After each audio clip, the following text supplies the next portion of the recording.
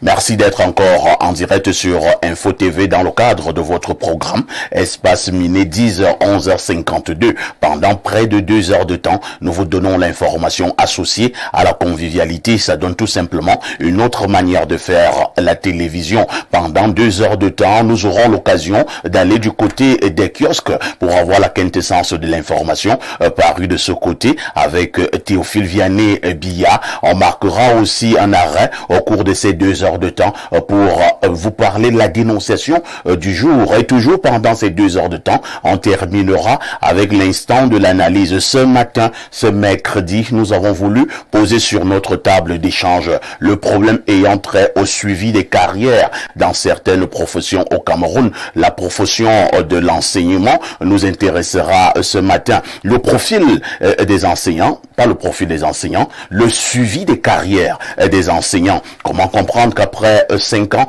un autre soit déjà censeur et après 35 ans, un enseignant soit toujours à la craie. De toutes les façons, nous en parlerons avec un peu plus de pertinence dans le cadre justement de ce programme. On ne le dira jamais assez au canal 6, mais également au canal 317 sur Canal Plus International. Vous êtes à pic sur Info TV. C'est votre chaîne de télévision qui monte.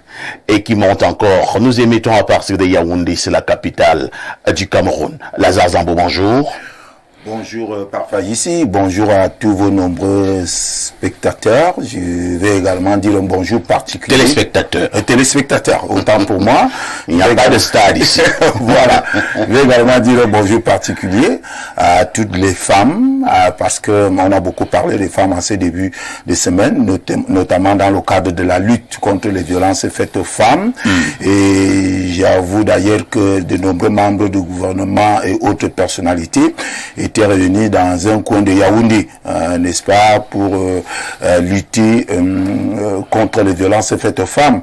Mais j'ai quand même ma petite idée, si vous permettez, Parfait ici. Je crois que pour que ce problème s'arrête, si on prend le cas du Cameroun, ces violences ne peuvent s'arrêter que si les femmes, n'est-ce pas, arrête de dire aux hommes, par exemple, lorsqu'ils sont ensemble à la maison, ça peut être, je sais pas, dans un débit de boisson, dans un restaurant, arrête de dire aux hommes des choses du genre, qu'est-ce que tu peux me faire? Ce n'est pas moi qui te nourris. Voilà. Mais si c'est elle qui te nourrit, elle doit te le rappeler. Ah d'accord, à ce moment, ils seront toujours bastonnés. Vous venez faire, vous défendez les gens qui bastonnent les femmes. Non, je veux dire que ce sont les femmes qui ont la solution, c'est pas les hommes. C'est pas l'apologie de la violence face aux femmes. Qu'une femme dise à un homme, c'est une violence grave qu'une femme dise à un homme, là où les hommes parlent, toi si tu peux parler, tu es un homme. Bon, elles seront toujours bastonnées s'ils continuent de tenir ce type de langage. Lazare Zambo, ici nous prônons la paix, nous prônons le respect vis-à-vis des femmes. Hein. Disons que Lazare Zambo est journaliste. En face de Lazare Zambo, un autre journaliste qui nous accompagnera également ce matin, c'est Jacques Bagnoloc. Jacques, bonjour. Parfait, ici, bonjour. Bonjour à tous les téléspectateurs de cette très belle émission Espace Miné. Vous savez que nous sommes du côté de Douala et je peux vous rassurer que de ce côté-là, vous avez beaucoup de fans. Vous êtes très suivis. Merci. Du côté de la ville de Douala. Je m'en voudrais si je ne vous passais pas ce petit message qui m'est arrivé 15 minutes avant d'entrer dans cette émission. Il s'agit d'une jeune demoiselle. Elle s'appelle Mispa. Elle est très fan de Parfait ici. Elle estime justement que vous avez une certaine maestria dans la modération des débats télévisés. Et elle est très fan de vous. Elle m'a justement demandé de vous passer son bonjour et de passer son bonjour également à tous les supporters du Real de Madrid du Cameroun, à qui elle donne rendez-vous ce soir du côté de Kamtel Bepanda, à l'occasion de la foire du Ngondo. Vous savez que de ce côté, c'est ce qui se tient au niveau de Kamtel Bepanda, la foire du Ngondo depuis quelques semaines déjà. Elle s'achève le 1er décembre. Donc Miss Pama demandé de vous dire bonjour et de saluer tous les Madrilènes qui sont à Douala en disant à ces supporters du Real Madrid qu'elle les attend au stand Loba Nandedji dès 19h ce mercredi du côté de Camtel, le Bépana. Merci une fois de plus, parfois ici, de m'associer à votre très belle émission de ce matin. Je dis bonjour aux autres aînés qui sont sur le plateau. Vous avez dit que la jeune demoiselle s'appelle Mispa. Mispa. D'accord. Disons donc bonjour à Mispa. On vous souhaite beaucoup de chance et surtout par anticipation de très belles fêtes de fin d'année. Je souligne que vous êtes le patron du journal Caporal. Effectivement. Caporal Info. Très bien. Moi, je suis venu à Yaoundé spécialement pour une autre mission, cette fois-là en arborant non plus la casquette. Je pense que vous êtes également l'un des organisateurs d'un grand événement qui se tiendra à Douala le 14 décembre. Effectivement, vous avez la bonne information parfois ici. Je suis le promoteur des Awards nationaux de l'excellence. C'est un événement qui s'organise depuis 4 ans déjà. Nous sommes parvenus à la 4e édition qui sera organisée justement du côté de Somatel Balidel 20h sous le très haut patronage de Monsieur le ministre de la Communication, porte-parole du gouvernement et le parrainage du gouverneur de la région du littoral. C'est dire parfait tout le sérieux, toute la crédibilité d'une organisation comme celle-là, dont le jury est présidé par le professeur Pierre Alaka, fiscaliste, avec d'autres personnes connues, le docteur Ambroise Luison et Somba et les autres. C'est dans la 4e édition de cet événement qui célèbre le mérite et l'excellence. Et parlant du mérite et l'excellence célébré parfait, je suis justement venu ce matin pour vous remettre solennellement votre carton d'invitation pour prendre part à la cérémonie, à la soirée de gala de récompense qui aura lieu le 14 décembre. Parce qu'il faut le dire aux téléspectateurs, au terme d'un travail minutieux mené par le jury et l'Observatoire de veille médiatique parfait à ici sera primé le 14 décembre du côté de Douala et recevra peut-être pas encore là. Voilà, et recevra un prix important. C'est la raison pour laquelle je suis venu personnellement en tant que promoteur vous remettre votre carton d'invitation. Et ce sera accompagné d'une grosse enveloppe comme celle-ci, cette fois contenant de l'argent. Bon, peut-être. De toutes les façons, ce sera un très bon moment du côté de... J'ai dit solennellement merci pour le carton d'invitation. Je reste très sensible à ce genre d'organisation. Effectivement. Et comme je suis également journaliste, je connais comment ça se passe, je ne peux pas remettre le carton d'invitation de M. Niemek parce que vous ne l'avez pas encore introduit. Donc, je vous le remets solennellement, ce carton d'invitation.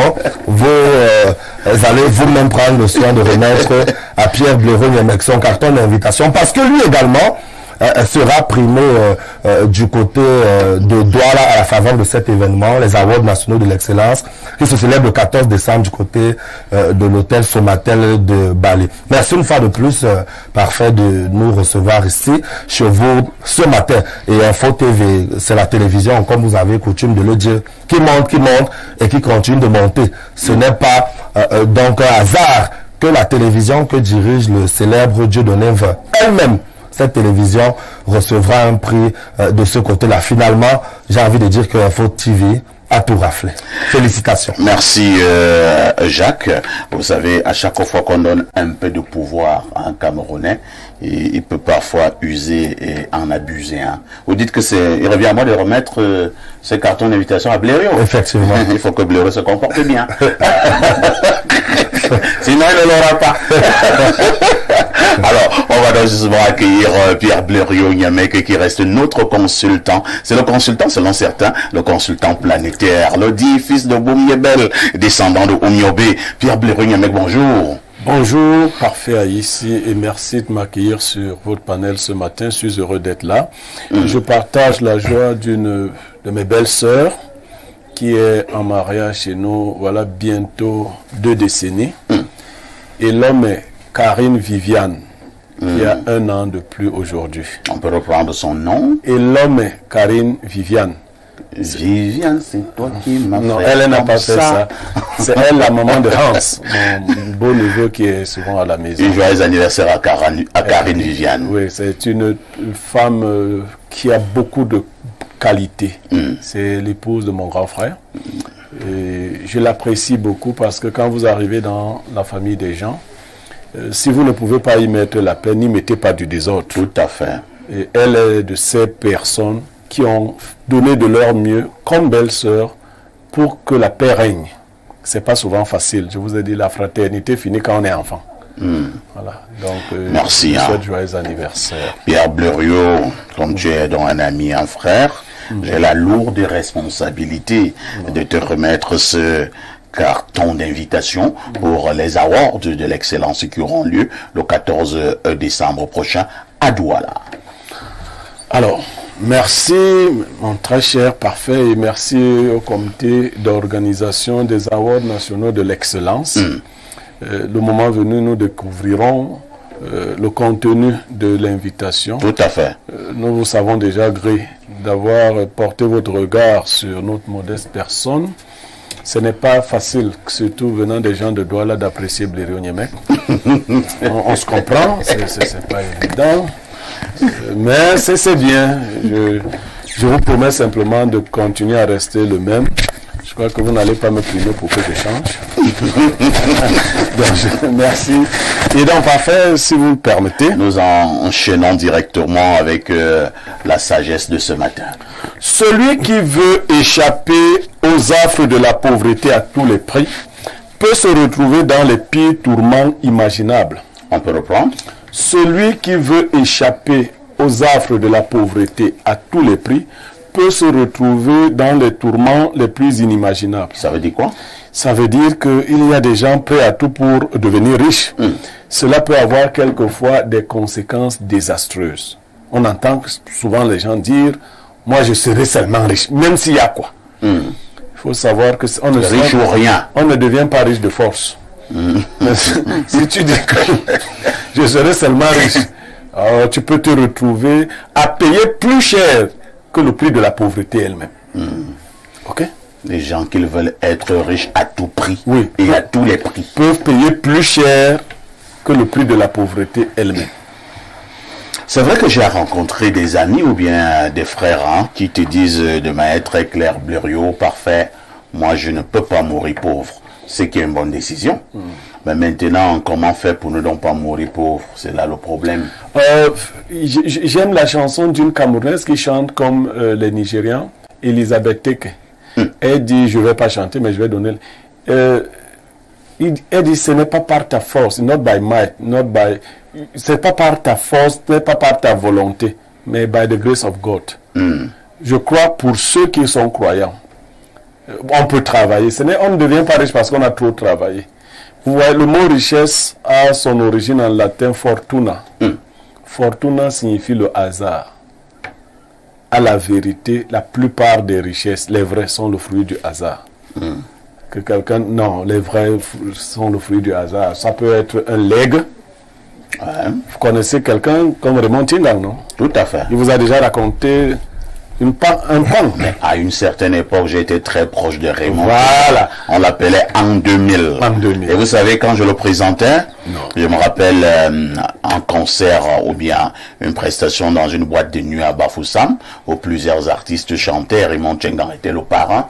Quand j'accueillais donc Raymond Tchingang, je disais Raymond Tchingang en 2000, l'homme pour qui l'argent n'a plus de valeur. Voilà. Et il se levait farouté en euros, en billet de 100 euros. Et il faro comme ça pendant 5 minutes, il jette 100 euros sur un artiste. Donc, je regarde comme ça, je dis c'est l'ouvrage. Donc, il ne faut pas vouloir être riche à tous les pays. Raymond Tchingang, nous lui disons bonjour ce matin. C'est un grand frère en 2000. Il a produit plusieurs grands artistes camerounais, Raymond Tchingang. Il a beaucoup fait dans la culture. Malheureusement, les artistes, je ne vais pas les indexer particulièrement, ne sont pas bien encadrés. Voilà quelqu'un qui aurait pu, qui est venu dans le milieu artistique avec beaucoup de bonnes intentions. Tout à fait. Je vais vous étonner. Moi, j'ai jamais vu Raymond Tchingang de ma vie. Moi, j'étais très proche de lui. Je l'ai jamais vu. Je l'ai vu à la télé souvent. Très proche de lui. Mais j'ai lu ses intentions, j'ai vu ses accompagnements. Vous savez, jusqu'à un certain moment, on pensait même que comme il s'appelle Tchingang, il est Bamleki. Non, pas du tout. Il est du Mungo. C'est un gars du Mungo, très actif, mais il a pris ce côté très social qu'on reconnaît à certains grands esprits. Et moi, je lui rends hommage comme ça, sans le connaître. De toutes les façons, c'était bien d'être son ami, ou bien proche de lui. Parce que je suis quand sûr tu étais à côté de les lui, gens vont lui demander que tu as donné quoi à l'homme là qui n'apprécie jamais personne. Non, vous savez, moi j'ai cette facilité de rester loyal et surtout de m'éloigner de l'ingratitude. Parce qu'ils sont nombreux maintenant qui réunissent Raymond Tchengan. Je vous dis qu'à l'heure actuelle, ils sont plus nombreux qui peuvent parler de Tchengan comme ça dans une chaîne de télévision. La majorité des artistes qu'il a aidés là, qui avaient faim partout, ainsi de suite, personne ne peut plus dire que Raymond Tchengan lui a donné quelque chose. Moi, je vous dis que Raymond Tchengan, c'était bien d'être à côté de lui. Ouais. Tout à fait. Quand vous dites ça, vous ne dites plus rien. En fait, c'est un homme très généreux. Voilà. Ah, ça, il faut le reconnaître. Lazare, il l'a aussi connu. Bien sûr. Je rappelle quelques fois, j'étais côté de Douala. Je dis du bien de lui. Attends, je vais faire un témoignage. Nous partons à Douala, encore Douala. C'était lors de la campagne concernant le droit d'auteur, au niveau de la catégorie B, art musical, en 2011. Et Madame Odile Ngaska était candidate du côté de la SOCAM. Et Raymond Tchengan soutenait donc Odile Ngaska. Nous partons donc à Douala et nous accueillons Raymond Tchengan. Il y avait plus de 500 artistes. C'était un très grand événement. Tchengan nous donne donc rendez-vous le lendemain parce qu'il sortait de l'Europe pour qu'on puisse discuter. Nous étions au niveau de l'équipe de la communication. J'étais avec certains grands frères comme Biaye, Jean-Baptiste Biaye. Il y avait un autre Akono, j'oublie certainement d'autres. Alors, suivez bien l'histoire.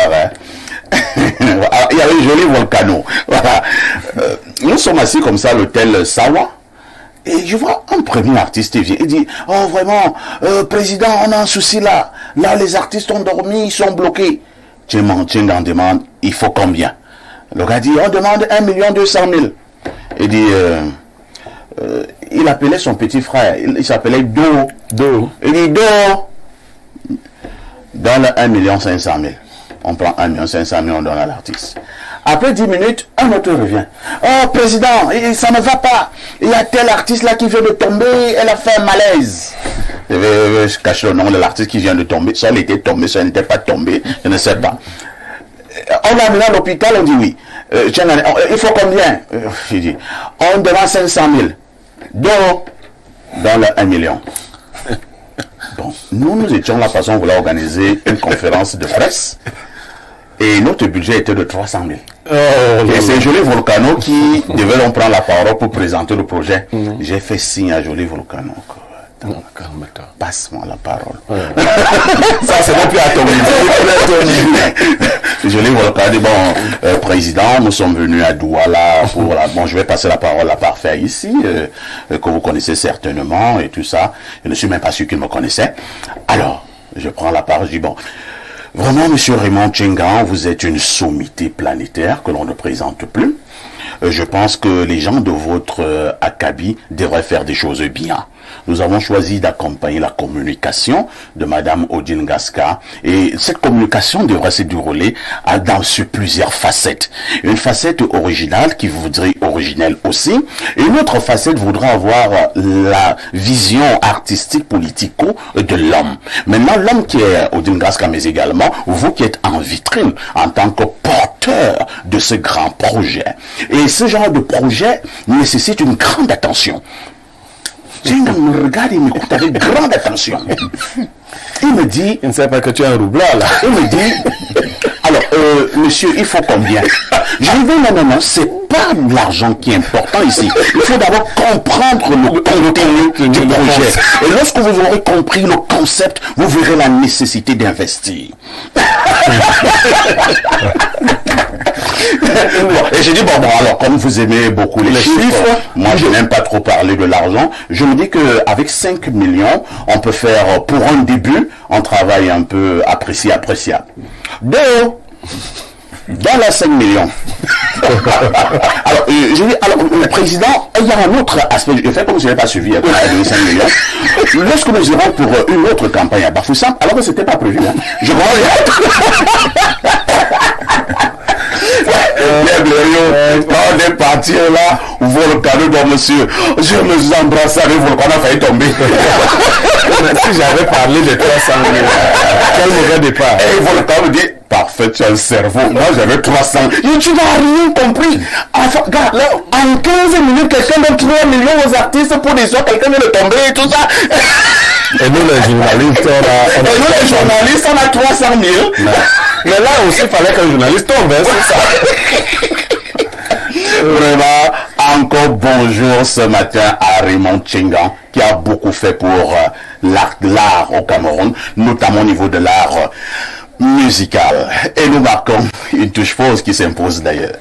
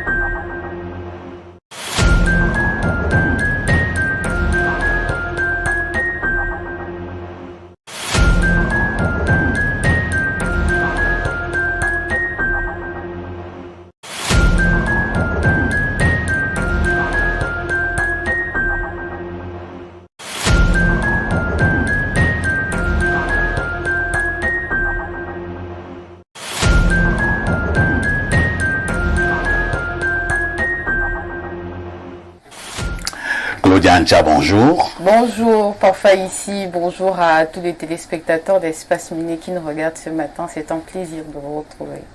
Vous avez passé une belle nuit, je présume. Pas mal, tranquille, ça va. Pourquoi Théophile Vianney-Billa n'est pas là ce matin? Vous m'embrouillez, hein? Non. Quand j'annonce Claudia, c'est TVB qui est là. Quand j'annonce TVB, c'est Claudia qui est là. Pourquoi vous faites ça? Dans tous les cas, on va mieux s'expliquer en off tout à l'heure. D'accord, c'est compris, hein. Claudia, que disent les journaux? Parfait ici, voici les événements qui ont marqué l'actualité au Cameroun ces dernières 24 heures. Avec le quotidien Info Matin, on parle de coopération bilatérale. Le Cameroun et la Guinée équatoriale évaluent les tracés frontaliers conduites par le ministre de l'administration territoriale pour la Tanganyika. La délégation camerounaise est dans la cité de La Paz, au pays de Théodoro Obiangema. Objectif, prendre part du 25 au 27 novembre 2024 aux assises de la commission ad hoc sur la délimitation des frontières maritimes et terrestres entre les deux pays voisins et frères. La page 3 nous renseigne davantage avec le tri-hebdomadaire La Météo. On parle de l'hôpital militaire de Douala. Les populations saluent la campagne de consultation gratuite de la 4e édition très courue se tient du 25 au 29 novembre. Cette fois, toutes les spécialités médicales sont concernées. L'armée camerounaise sous l'impulsion de son chef Paul Biya, davantage et plus que jamais au service des citoyens. Et vous retrouverez également les hôpitaux généraux en page 7 du journal Le Quotidien Mutation. Du 109 nous apprend Georges-Alain Bouyomo. En page 3, on parle de loi de finances 2025 vers une nouvelle fronde des députés. La page 3 nous renseigne davantage. Georges-Alain Bouyomo fait des élections 2025 et 2026 à grande une. En volcan immanent au cours du dialogue entre les CAM et les acteurs politiques. Hier, le président de l'ADD a présenté les points critiques de la loi électorale à corriger au risque d'entraîner le Cameroun dans l'impasse, apprend-on dans ce journal. Amélioration du processus électoral, on en parle avec Cameroun Tribune. Force au dialogue, la 2e édition de la plateforme de concertation permanente entre Élections Cameroun et les autres acteurs a eu lieu hier à Yaoundé. Objectif, poser les balises de l'organisation d'élections crédibles et dans un environnement apaisé pour la période 2025-2026. Et les CAM et les autres acteurs sont d'accord pour un processus électoral correct, nous apprend le quotidien Réalité Plus ce matin. Paul Guarekindi fait également du forum des étudiants des universités du Cameroun la grande une. Le ministre d'État Jacques Famdongo exhorte les étudiants camerounais à étudier dans un esprit de paix, de solidarité, de fraternité et d'unité comme le souhaite le président Paul Biya. Le Messager est en kiosque ce mercredi. On revient sur le concours d'agrégation CAMES 2024. Le Cameroun au bloc opératoire, apprend-on dans une tribune au vitriol. Professeur Aimé Boni et professeur Jean Baébec démontrent preuve à l'appui comment la débâcle à l'agrégation de médecine a été organisée en page 8. Avec l'universitaire en kiosque ce matin, l'hebdomadaire d'information générale sur l'éducation de la jeunesse. On parle de l'UNIFAC et IUG 2024, l'université de Yaoundé 1 championne. C'était au cours de la 10e édition du Festival universitaire des arts et de la culture qui s'est achevé samedi dernier au campus de l'Institut universitaire du Golfe de Guinée à Douala, consacrant l'université de Yaoundé en vainqueur. Ce succès éclatant marqué par des victoires dans 5 disciplines majeures au fait des efforts soutenus de son recteur, le professeur Rémi Magloire-Etoile, de son équipe pour garantir une participation optimale. Et si certains sont fiers de leurs exploits, les étudiants qui suivent des formations en médecine se disent fiers de leur mine santé. Après les examens de passage publiés, le témoin en kiosque rend compte dans son édition du jour. Et nous parlons d'autre chose avec le jour en kiosque ce matin, violence basée sur le genre. Retenez que 67 cas de féminicide ont été enregistrés au Cameroun en 12 mois. Ces décès ont lieu entre novembre 2023 et novembre 2024. Ce chiffre a été révélé lors du lancement de la campagne de 16 jours d'activisme contre ces violences. On parle également du double éboulement de la falaise de Tchan. Ce n'est pas fini, c'est la mise en garde du gouverneur de la région de l'Ouest. Avec la nouvelle expression en kiosque ce matin, on aborde une toute autre actualité. On parle précisément de loi de finances. Nietzsche charge le gouvernement. Le député du Vouri-Est dénonce les manœuvres du gouvernement qui, comme d'habitude, n'a toujours pas déposé le projet de loi des finances sur la table des députés 2 semaines après le début de la session. Alors que le texte est attendu 2 semaines avant l'ouverture de la session, il invite les députés patriotes à organiser une opération blocus à l'Assemblée nationale. Nous clôturons avec l'économie quotidien, le journal de Thierry Ekouti parle de droit société, Sokapam, Fakakam, s'émet que les actions cherchent preneurs à la BVMAC. La séance de cotation du 21 novembre 2024 à la Bourse des valeurs mobilières de l'Afrique centrale n'a donné lieu à aucune transaction, nous apprend ce journal paru en kiosque ce mercredi. Merci Claudia pour toutes ces informations fraîches parues en kiosque au Cameroun.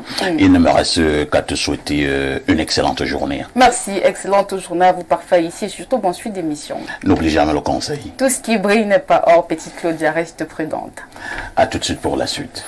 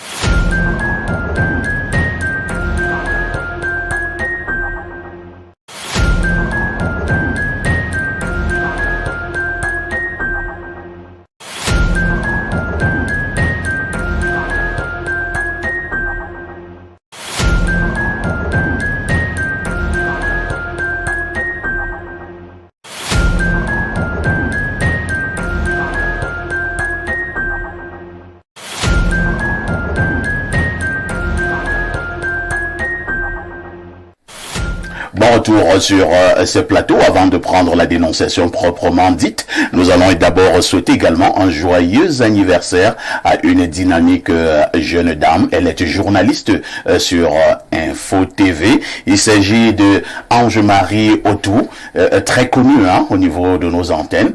Et elle présente d'ailleurs une grande émission sur la santé, une émission qui se porte plutôt très bien. Donc, elle a 1 an de plus ce matin. C'est son jour aujourd'hui. Joyeux anniversaire à Ange-Marie Otou. Nous espérons que le partage du Namouane se déroulera très bien après cette émission ou alors en soirée. On me fait comprendre que c'est une digne fille d'Akometam. Oui, d'Akometam. Joyeux anniversaire, Ange-Marie Otou, et que Dieu te donne tout ce que tu demanderas. Pierre Bléreux-Gamek, la dénonciation de ce matin. Parfait. Ici, la dénonciation de ce matin est tirée d'une vidéo devenue virale. En fait, il s'agit de la libération tonitruante du grand Balthazar. Nous allons d'abord suivre la vidéo et je vais dénoncer ce que j'ai à dénoncer. Ensuite, on verra par rapport aux analyses des uns et des autres. Ok. Balthazar Ngonga, l'homme à la braguette facile, est acquitté après une incarcération à la suite du scandale de sextape qui a secoué le pays et même le sommet de l'État, forçant la première dame à sortir de sa réserve pour s'insurger contre ce qui pouvait s'apparenter à une chosification de la jeune féminine équato-guinéenne. Pour les juges, dans toutes les vidéos visionnées, les femmes qui fixent l'objectif apparaissent consentantes et de surcroît majeures. En l'absence de plainte pour viol, le tristement célèbre Robert Val est libre de tout mouvement. Aucune plainte ne permet de conclure qu'elles ont été contraintes ou influencées dans leur décision, dixit le tribunal. Décision de justice également motivée par la bonne santé de l'homme à la libido excessive, avérée par des examens médicaux, et du fait qu'il serait lui-même victime de la publication de ces vidéos par des tierces. Selon des sources équato-guinéennes proches du dossier contactées par notre rédaction, cette publication faisait suite à un refus de céder au chantage des officiers de police judiciaire en charge de son interpellation pour nécessité d'enquête sur des suspicions de détournement et malversation financière. La même source révèle que l'ancien directeur de l'Agence des investigations financières du pays était abonné à un site privé en ligne de films pornographiques à qui il revendait ses prouesses fantasmagoriques avec pour clause principale la non-accessibilité à ce site dans certaines régions où les acteurs ont des intérêts. Balthazar Ngonga, exfiltré de la Guinée équatoriale pour l'Espagne, craignant pour sa vie, menacé par le désir de vengeance des époux de ses multiples femmes, se serait également fait violemment démolir le postérieur lors de son séjour en prison comme des représailles déguisées. L'homme va probablement continuer le cours normal de sa vie et pourquoi pas faire carrière dans la pornographie avec un impressionnant curriculum vitae à séduire les plus grands producteurs des films exotiques. Mais cependant, laisse derrière lui un scandale qui n'est pas près de disparaître de la mémoire collective. Car quoique les autorités pour limiter la prolifération de ces images de délits sexuels, pour la plupart en milieu professionnel avec en arrière-plan, comme témoin oculaire le drapeau du pays, aient réduit le flux Internet. Cette mesure n'a pas permis d'enrayer la polémique. Les internautes ont même fait de lui une marque de poser en surfant sur la vague. Des chansons, des photomontages, des médicaments pour la vigueur sexuelle ont vu le jour. Balthazar s'éclipse et laisse derrière lui de nombreux foyers déchirés. Rappelons que l'homme est marié, père de plusieurs enfants et que de folles rumeurs avaient également entaché la probité morale de sa femme qui serait à l'image de son époux. Affaire à suivre. Alors, après avoir suivi ce reportage de la télévision Média Afrique News, nous pouvons donc dénoncer à la fois ce que nous considérons comme une forme de légèreté du système judiciaire. Nous ne nous positionnons pas en juriste ou en avocat, mais il y a un minimum. La moralité publique a été fortement secouée par ces pratiques qui ont été filmées. Et comme vous l'avez suivi dans le reportage, bien que les victimes, entre guillemets, ou les personnes qui sont dans ces vidéos aient montré des signes de consentement, nous voyons quand même que les lieux indiqués, il y a profanation, par exemple, du drapeau de ce pays. Hein? C'est-à-dire que... Profanation à quel niveau? Ben, bien évidemment, quand on dit que vous avez profané une chose, une valeur, c'est que vous avez... Si vous faites cela devant le drapeau du Cameroun, vous le profanez. Il y a profanation. Le drapeau, il est posé là, il doit être... Oui, mais bien sûr, ce n'est pas... Si vous allez dans un cimetière faire l'amour, on dit que vous avez profané ce lieu-là. Or, les morts, ils sont couchés dans leur tombe. Il y a beaucoup d'autres choses. Et il faut le dire. Dans le même reportage, il ressort que le monsieur Balthazar appartenait à un site de pornographie. Est-ce que la pornographie n'est pas condamnée de ce côté-là? Ainsi de suite. Il y a beaucoup de questions. Mais surtout, nous condamnons les maris. Nous dénonçons les maris qui ne sont pas allés dénoncer Balthazar. Parce que c'est faute de dénonciation que Balthazar se retrouve libre et qu'il semble avoir de beaux jours devant lui. Merci, merci Pierre Blériot pour cette dénonciation. L'affaire Balthazar, on en reparle ce matin. Lazare Zambo, vous qui avez certainement également traité de cette actualité, cette folle actualité, à un moment donné au niveau du continent africain et même ailleurs. Balthazar est désormais libre. La justice équato-guinéenne a estimé que Balthazar n'a rien fait de grave. Les femmes avec qui il faisait ces choses-là étaient visiblement consentantes. Elles regardaient même l'objectif de la caméra et tout et tout. Bon, quel est le regard que vous posez sur la libération de Balthazar? Beaucoup estiment que ce n'est pas sérieux. Il y a quand même eu la moralité publique et qui a été piétinée. Votre commentaire et analyse? Bon, je dois dire parfait que j'avoue que je n'ai pas très fouillé sur comment fonctionne la justice équato-guinéenne. Bon, mais je voulais dire que j'ai fait tout simplement confiance en cette justice. Bon, elle a pris une décision. J'imagine également qu'elle maîtrisait mieux le dossier, n'est-ce pas, que nous. Mais parlant de condamnation, bon, jusque-là, bon, j'ai suivi Blériot tout à l'heure. Je ne sais pas véritablement pourquoi on devrait condamner Balthazar.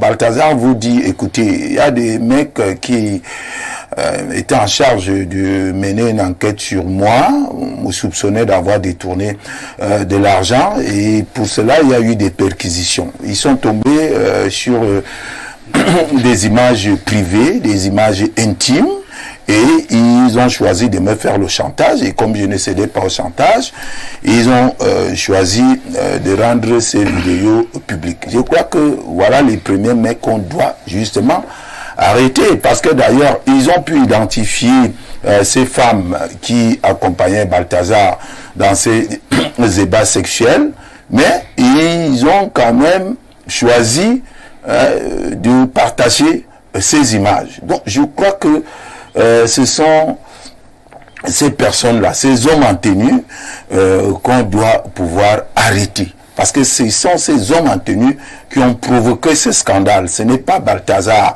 Et la justice vous dit, on est bien que toutes les femmes sont majeures, elles ne sont pas mineures, elles sont consentantes. On voit bien également qu'elles s'amusent elles-mêmes avec l'objectif de la caméra. Donc elles sont consentantes. Bon, donc à ce moment, je ne vois vraiment pas pourquoi, à quel niveau on doit condamner Balthazar. Oui, certains parlaient de sa braguette. Je ne comprends pas. Qu'elle soit... je ne sais pas, mais on peut quand même noter que les femmes, elles aimaient bien ça. Alors jusque-là aussi, pour les femmes qui aimaient bien son engin, je ne vois pas pourquoi on doit condamner Balthazar. Parce que je dois dire que Balthazar a dit un truc. Parce que Balthazar également avait promis poursuivre certaines personnes en justice. Il a même promis poursuivre certaines femmes en justice. Parce que peut-être ce que vous ne savez pas parfait, l'avocat de Balthazar demandait à ce qu'il poursuive ces femmes. Parce qu'il a même estimé que ce sont les femmes qui harcelaient ces beaux garçons. Ce sont des femmes qui parlaient, n'est-ce pas, de ses exploits, qui vantaient ses prouesses. Et toutes les autres femmes accouraient vers Balthazar. Donc Balthazar aussi avait le droit de dire qu'il est victime de cette affaire. On a rendu ces images publiques. C'est pas lui.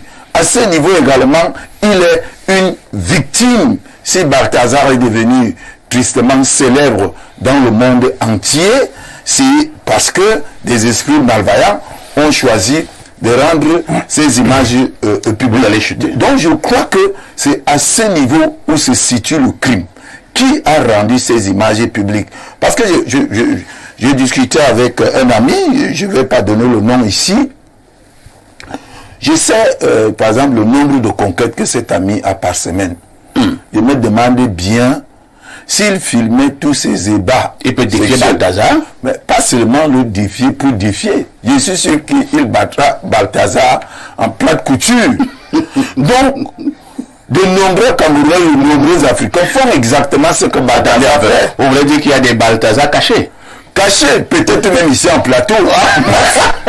Mais... incroyable. Peut-être parce qu'il ne filme qui peut-être parce qu'ils ne filment pas leurs ébats sexuels, ils ont déjà oublié certains, sûrement.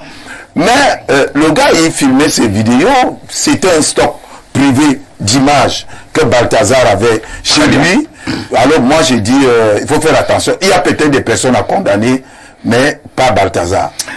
Merci, un fervent, entre guillemets, défenseur de Balthazar, Lazare Zambo. Jacques, il y a deux thèses qui s'affrontent. Il y a les moralistes qui pensent qu'au-delà de tout, que les femmes soient consentantes ou pas, Balthazar a quand même foulé au sol un certain nombre de règles éthiques. Par exemple, un homme qui se lance à aller tourner les films porno, est-ce que c'est moral? D'autres pensent également que un monsieur qui décide d'aller avec la femme de son oncle, la femme de son petit frère, est-ce que c'est éthique? D'autres qui pensent aussi que faire cette affaire-là en pleine route, dans la nuit avec des lampadaires comme Balthazar se donnait à cœur joie, est-ce que c'est moral? Donc voilà quelques arguments des moralisateurs et des moralistes. Mais à côté de cela, il y a des démocrates, il y a des apôtres de la liberté qui vous font comprendre que Balthazar n'a violé aucune femme. Elles étaient d'ailleurs consentantes. Lazare pense d'ailleurs que Balthazar peut mettre comme une victime. Ce sont ces femmes-là qui allaient vanter ses prouesses et d'autres femmes se mettaient en rang pour aller goûter à ce fruit d'un autre genre. Entre les deux thèses, vous vous situez à quel niveau? Bon, parfois depuis que l'affaire Balthazar a eu à faire couler beaucoup d'encre et de salive, on en a parlé et aujourd'hui, à travers la décision rendue par la justice équato-guinéenne, nous avons l'occasion d'en parler une fois de plus. Non, j'appartiens à l'école de ceux qui pensent que on peut pécher, mais on n'affiche pas le péché. Ça, c'est un prêtre catholique qui aime nous dire ça. Péché, d'accord, mais vraiment de grâce, n'affichez pas le péché. Je ne connais pas quel est le contenu du droit positif équato-guinéen. Quelqu'un m'a dit, sans toutefois vous interrompre, Jacques, j'avoue que je n'ai pas encore bien fouiné au niveau du droit positif équato-guinéen. Quelqu'un m'a dit que l'infidélité n'était pas condamnée en Guinée équatoriale. Je vais un peu mieux comprendre cette affaire. Je vais appeler certains amis équato-guinéens pour savoir si c'est vrai. Voilà. Donc, parce que si c'est... Jacques, si l'infidélité est condamnée en Guinée équatoriale, Balthazar ne doit pas être libre. Effectivement. Parce qu'il a quand même commis des actes d'infidélité. Oui, c'est clair. À travers les vidéos, on voit qu'il commet des actes d'infidélité, surtout pour un homme qui est marié et qui a des enfants. Non, moi je dis clairement que Balthazar, c'est un monsieur à condamner avec la dernière énergie. Ah bon? Oui, bien sûr, parce que pour nous qui appartenons... On pensait que Balthazar est dangereux. C'est un dangereux. Ce sont des contre-exemples de tout ce qui a trait à la morale. J'ai envie de me demander si, à un moment donné, tout ce que Kant nous a appris en ce qui concerne la morale et autres, c'est Balthazar avec lui ça. Mais des gens comme Balthazar lisent même. Ils sont même de très bons moralistes, mais font le contraire. Non. Pour ma part, parfait, il y a au moins 2 chefs d'accusation sur lesquels on devrait s'arrêter. Et je ne sais pas si la justice équato-guinéenne inscrit ça justement au niveau de ces lois. Je vous prends le cas d'une jeune fille qui a plus ou moins justement été au devant de la scène dans ces mêmes choses ici à Yaoundé, Cynthia Fiangang. Cynthia Fiangang se donnait à cœur joie à montrer ses vidéos, comment elle montrait, je ne sais trop quoi. Elle se filmait quasiment nue. Et un beau matin, le procureur a demandé qu'elle allait me pêcher cet enfant-là. Pourquoi? Et on a fait, et Cynthia dit, mais qu'est-ce que j'ai fait? Je fais mes vidéos, je publie. Vous êtes libre, parfois ici, de faire vos ébats sexuels et autres, mais vous n'êtes pas libre de les publier. Parce que tout au moins, il y a la tête à la pudeur. Il y a la tête à la pudeur. Nous, on reste dans nos téléphones, sur la toile, on commence à recevoir ce genre de choses-là.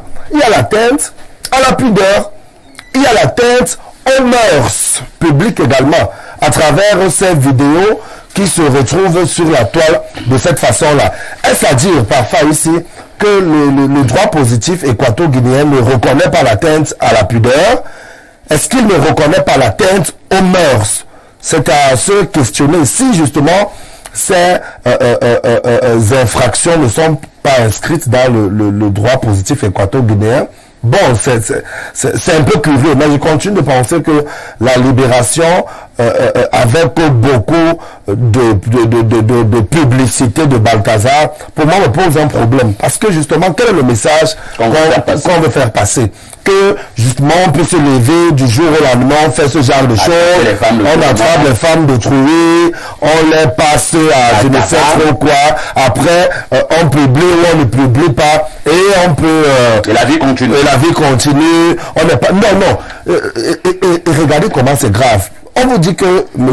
Ngonga était le directeur de l'Agence nationale d'investigation financière de ce côté-là. Ça veut dire qu'il représente le banc de l'État. Bien sûr, on ne peut donc pas avoir un haut commis de l'État comme celui-là qui justement est chargé de veiller à ce que un ensemble de pratiques financières soit respecté.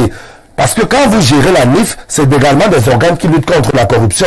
On peut donc se dire qu'il profitait de son pouvoir, de son poste, pour refaire de la corruption. Et c'est avec cet argent qu'il réussissait à corrompre cette dame, elle-même de très mauvaise aloi qui se livrait à tout cela. Non, je continue de dire qu'il ne faudrait pas passer ce message-là. Nous les Africains, nous les Camerounais, nous les Bantous parfois ici, nous savons encore que ces choses-là, c'est entre quatre murs. On ne les partage pas. Ces affaires où on les fait, on filme même ainsi de suite. Non. C'est un très mauvais message qu'on veut renvoyer. Ce sont des faits pour ma part qui sont très graves et que nous devons condamner fermement. Et vous l'avez déjà fait, hein? On va passer la parole à Pierre Blériot. Mais Pierre Blériot, en suivant le reportage du confrère tout à l'heure, il nous faisait comprendre que Balthazar aurait subi, ou alors son postérieur aurait subi, des assauts répétés en guise de représailles lorsqu'il était en prison. Quelqu'un dira que c'est bien fait pour lui. Non, je dirais pas que c'est bien fait pour lui. Ce serait valider l'homosexualité. Donc, je suis totalement opposé à ça. Maintenant, en termes de représailles, il faut bien se dire que les vidéos que Balthazar prenait pouvaient fuiter. Ouais. Et quelques-unes de ces femmes sont des épouses des gens. Et même si ces hommes-là n'ont pas le courage, parce que c'est une honte supplémentaire que d'aller, pour nous Africains, d'aller dire qu'on a culbuté ma femme. Il y a déjà la honte qu'on l'a fait. Maintenant, toi-même, tu parles dire, vous savez, dans nos procès même traditionnels, quand c'est l'infidélité de la femme, on ne parle pas, on dit seulement elle-même sait. Bon, mais dire que le type là a culbuté ma femme, il n'y a pas eu beaucoup de courageux, il n'y en a même pas eu pour dénoncer. Par contre, ce que vous disiez au niveau du droit positif équato-guinéen, non, l'adultère, dans tous les droits positifs, ne peut être dénoncé que par l'un des partenaires. Et la procédure demande, d'ailleurs, si votre femme vous accuse d'adultère, elle peut arrêter la procédure à tout moment, avant que le juge ne prononce le jugement. Dès qu'elle se retracte, on arrête la procédure. Il en est de l'adultère ou de la diffamation de nom. Donc là, le législateur, qui n'a pas reçu de plainte, mais moi je dis, et là c'est pour rejoindre Jacques, au niveau de la morale publique, il y a un problème. Il faut comprendre que le courage de ces hommes-là, nous sommes africains, nous sommes dans un contexte. Et pourquoi on est allé arrêter Balthazar en lui mettant donc les chaînes et tout ce brouhaha, si c'était pour le libérer de cette façon et l'exfiltrer? Moi, je pense que les lobbies de ces affaires-là sont venus sortir leurs amis Il va donc aller là-bas dans les pays. Je crois qu'il n'est que de transit en Espagne. L'Espagne n'est pas spécialisée. Il va arriver dans les pays où on attend des gens comme lui. Parce qu'il n'est pas vraiment attendu en Espagne, il est attendu ailleurs. On l'a exfiltré parce qu'on a voulu qu'il soit protégé déjà. Et on a voulu rassurer d'autres parce qu'il n'est pas le seul. Que ce soit en Guinée ou chez nous ici au Cameroun. Nous avons nos Balthazar. Ah bon? Oui, bien sûr. Il y a des gens ici qui font ce genre de pratique et envoient à des sites privés. On a voulu les rassurer que non, si vous avez des problèmes, nous allons intervenir au niveau de la justice pour vous libérer. Donc c'est une victoire du monde des méchants sur le monde des bons. Voilà, il faut le dire comme ça. Il fallait condamner Balthazar. Pour que d'autres, non, ne continuent pas. Parce qu'il faut le reconnaître, hein, il y a des foyers qui sont brisés. Ouais. Il y a même, mais c'est pas Balthazar. Parce que vous parlez d'adultère tout à l'heure. Si vous êtes l'époux d'une femme et que vous pensez qu'elle vous a trompé, vous portez plainte contre votre épouse, pas contre l'homme avec qui elle vous a trompé. Monsieur Zambo, vous portez plainte contre votre épouse. Monsieur Zambo, vous avez bien compris ce que j'ai dit. Maintenant, je parle de la difficulté morale qu'il y a à dire que je ne sais pas, puisque ce n'est pas Balthazar qui a rendu les vidéos publiques. Non, ce n'est pas le fait de je ne vois pas son problème. C'est deux. Quand on parlait des lieux, quand on rencontre deux... Bon, attendez, vous avez vu les vidéos où Balthazar le faisait en pleine route? Bon, oui, il faut faire très attention avec celle-là. Oui. Là où il est en pleine route. Il y a même celle qui le faisait à la plage. Quand vous dites faire attention, ça non. Vous êtes déjà l'avocat de Balthazar. Est-ce que vous êtes un ballon? Il y a J'arrive à vous parler. Est-ce que ce n'est pas vous-même? Peut-être. Non, je veux dire qu'il faudrait qu'on soit honnête parfois ici. Il y a l'opération Canapé. On a écrit beaucoup dessus, n'est-ce pas? Même un certain universitaire, M. Pondy. Ouais. Les notes sexuellement transmissibles. Transmissibles. Donc, si on connaît l'opération Canapé au Cameroun, ne faisons pas la fine bouche. Les promotions Canapé. Ne nous montrons pas, ne refusons pas la réalité. Non, nous devons tous ceux qui ont de l'amour là. Non. Les Camerounais font l'amour dans les bureaux. Ah bon? Les Camerounais font l'amour dans les bureaux. Ils sont dans les vidéos. Elle plaque là, elle regarde. Le verre rouge est plaqué quelque part. C'est simplement parce que nous n'avons pas ces vidéos. Non, c'est intime. Non, Lazare, nous sommes en télévision. Oui. Notre rôle, c'est de condamner ou de ne pas condamner. Quand vous dites les Camerounais font l'amour dans les bureaux, est-ce que le bureau est une maison? Je ne peux pas condamner. Je vous explique. Vous ne condamnez pas? Je vous explique pourquoi. Ce que les gens font dans l'intimité. Quand le bureau est une chambre, quand les êtres humains ont créé ce qu'ils appellent intimité, ça veut dire qu'ils veulent aller faire leurs choses à deux. Le lieu que personne d'autre n'est censé être au courant. Quand vous vous levez le matin et que dans la rue, vous rencontrez un époux et son épouse, vous savez ce qu'ils font souvent dans les nuits? Qu'est-ce que vous en savez? Qu'est-ce que vous en savez? Il s'agit, on parle ici de l'intimité. On peut être surpris si on arrivait à mettre l'intimité de chaque être en public. Parce que quand on parle d'intimité, qu'est-ce que chaque mari fait à sa femme dans l'intimité? Qu'est-ce que nous en savons? Qu'est-ce que nous en savons? Puisque nous ne détenons pas vous déplacez le débat. Non, puisque nous ne détenons pas les vidéos. Pour le cas de Balthazar, c'est ça le problème. Je suis d'accord avec vous. Oui. Ce qui se fait dans l'intimité doit rester dans l'intimité. Mais justement, pour le cas de Balthazar, ce n'est donc pas ce qui est arrivé. C'est ce que nous dénonçons. Rien ne nous prouve que... Ça fait partie de sa défense, c'est pour ça qu'on l'a libéré. Non, allons-y clairement. Qui prenait les vidéos? C'est Balthazar qui les prenait. Il y a des vidéos, c'est la femme qui manipule le téléphone. Bon, le fait déjà pour Balthazar de prendre ces vidéos, c'est un problème. Le fait de les conserver, parce qu'elles peuvent fuiter à tout moment. Et si elles fuitent, on les reçoit dans nos téléphones. C'est la raison pour laquelle on parle d'une atteinte à la morale publique, d'une atteinte aux mœurs. Et ce sont des éléments qui, pour ma part, devraient être mis sur la table par les juges pour dire à M. Balthazar, ok, vous n'avez peut-être pas publié ces vidéos, mais ce que l'on vous reproche, c'est de les avoir, d'avoir filmé vos débats. L'image d'un lion indomptable qui a fuité, on a mis ce lion indomptable en prison parce que l'image a fuité. Il y a même l'image d'une ancienne lionne indomptable. Voilà. Mais on dit, les images ont fuité.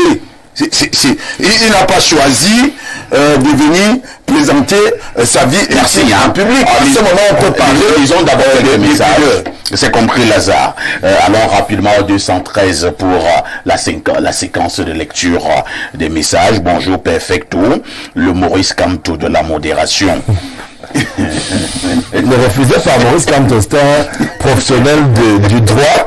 Donc on veut dire que comme il est un enseignant de droit, c'est comme ça que vous l'êtes pour le journalisme. La suite du message, c'est Ablir Youniemek, le Balthazar de l'analyse. Vous acceptez? D'autres téléspectateurs là, je crois qu'il a répondu. Il y a des gens qui le cherchent. Alors il continue en disant, Blériot, franchement, tu ne nous as toujours pas dit le crime que Balthazar a commis pour qu'on l'arrête. Tu dis que la justice a été légère envers lui car il a profané le drapeau. Et en même temps, tu innocentes les femmes qui étaient aussi sur le lieu de la profanation. C'est quoi cette nouvelle société qui prend la parole de la femme pour des versets de l'évangile? C'est quoi cette nouvelle société et qui favorise toujours la femme et lui donne raison même quand elle a tort? Blériot, dans un acte d'adultère ou d'infidélité, et s'il y a une personne qu'il faut condamner, le plus, c'est la femme. Une clé qui ouvre toutes les portes a de la valeur et une porte qui s'ouvre avec toutes les clés n'a aucune valeur. Waouh, c'est très bien dit. Hein? Attends, reprenons un peu ça. Une clé qui ouvre toutes les portes a de la valeur et une porte qui s'ouvre avec toutes les clés n'a aucune valeur. Balthazar n'a commis aucun crime et s'il faut l'arrêter pour profanation, il faut d'abord commencer par ses femmes. Nous les adeptes et disciples de Balthazar, regarde, il y a des adeptes et des disciples de Balthazar. Nous lui demandons d'ouvrir une école de formation et nous allons nous inscrire. Ou alors qu'il écrive un livre, si possible, et qu'il nous montre juste la couverture et nous allons nous débrouiller avec respect. À toi, grand roi Balthazar Ier, tes œuvres seront toujours gravées dans nos mémoires.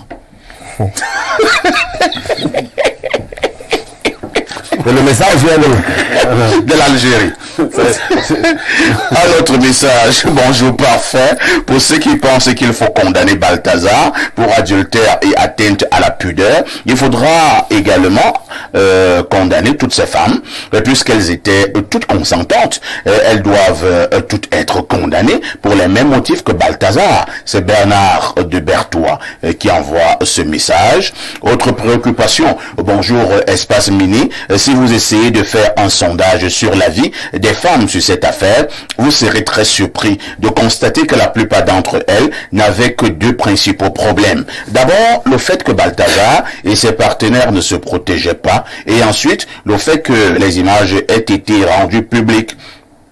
Donc, s'ils se protégeaient et que les vidéos n'étaient pas rendues publiques, la plupart des femmes n'auraient pas de problème avec. Et si la plupart des femmes ne veulent pas condamner Balthazar dans cette affaire, pourquoi devrions-nous dénoncer quoi que ce soit? C'est pas pour des putes dragage à Yaoundé.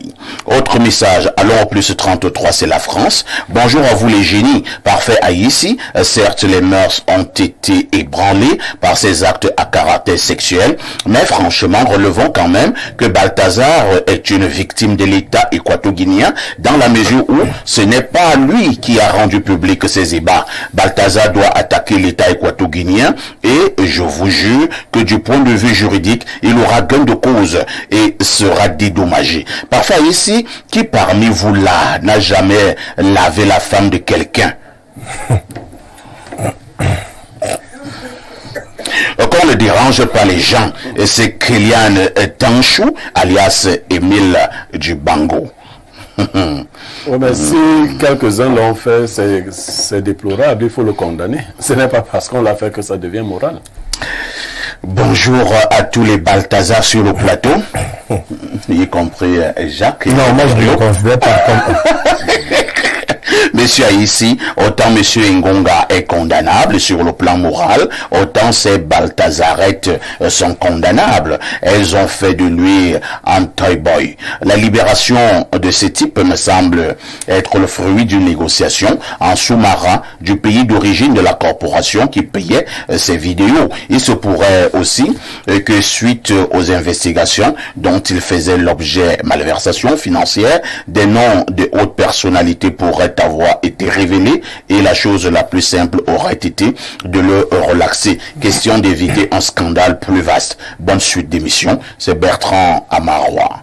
Autre préoccupation, on repart au plus 33, c'est la France. Alors,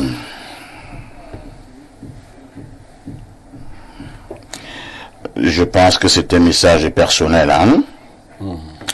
Non, bon, il y a un autre qui n'est pas personnel, je vais donc le lire. Le premier est un gentil message, c'est le genre de message que j'aime, parce que quelqu'un me dit ici, le dépôt a été fait hier. Donc c'est le genre de message que j'aime. Bon, maintenant, ce qui vous intéresse, c'est de savoir que la personne dit « Bonjour parfait Haïssi » et il y a tout un panel. Pour la dénonciation, Haïssi Balthazar devait être condamné pour avoir eu à tourner des films à caractère pornographique dans les locaux de l'administration avec le drapeau du pays. Ibrahima depuis Marseille. Incroyable. Non, s'il tournait comme les vidéos là hors du lieu administratif et qu'il n'y avait pas le drapeau, c'est bon. Autre message. Bonjour Espace Miné. Pour moi, je pense que Balthazar n'a rien fait de mal puisque sa collection était privée. Ce n'est pas lui qui l'a rendu public. Donc, contrairement à Fiangan, qui elle-même rendait ses vidéos publiques, on ne saurait parler d'atteinte à la morale dans son cas. En ce qui est de Balthazar, on en connaît tous dans notre entourage, peut-être même pire, c'est David Ivan depuis Bafan. Lisons peut-être une dernière préoccupation. Hein? Je voulais avoir les messages des femmes. Je ne sais pas pourquoi je n'arrive pas à les avoir. Parfait. Tu es très fort. Si c'était à l'école primaire, on va dire, il faut t'applaudir pour lui. Vraiment, t'es fort. C'est Abdou Rouka depuis Mogoudé qui envoie ces messages. Ah ben, vous pouvez applaudir pour moi dans votre maison, ou bien au quartier. Bonjour à vous, le pudique de la modération. Ouais. Il va falloir que nous ne fatiguons pas les mâchoires. La libération de ce bâtard et avare n'est pas par hasard. Ce n'est pas un clochard et ce monsieur a des milliards. Et ses chefs d'accusation ont été mis au placard par des loupards. Et aujourd'hui, il se balade dans les couloirs profanant le drapeau comme un mouchoir. Et tout ceci est bizarre de laisser ce malabar partir comme un fuyard, comme le conseiller Lazare sur le plateau. C'est Mozart depuis Koning. Espace Miné. À tout de suite pour la suite.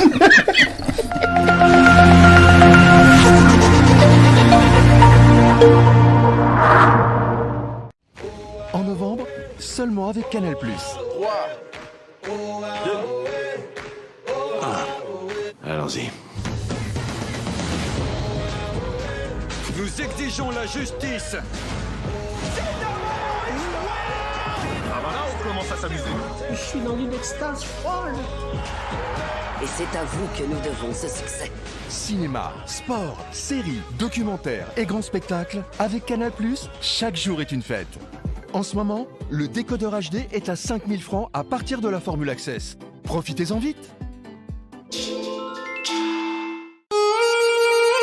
Clic présidentiel et Access TIC, un ouvrage de la chaire UNESCO d'Afrique centrale, Armand-Claude Abanda. Après Fils de Prélat, l'auteur vient de commettre cet ouvrage de 224 pages qui retrace l'historique des actions du couple présidentiel pour la vulgarisation et la formation des Camerounais au digital.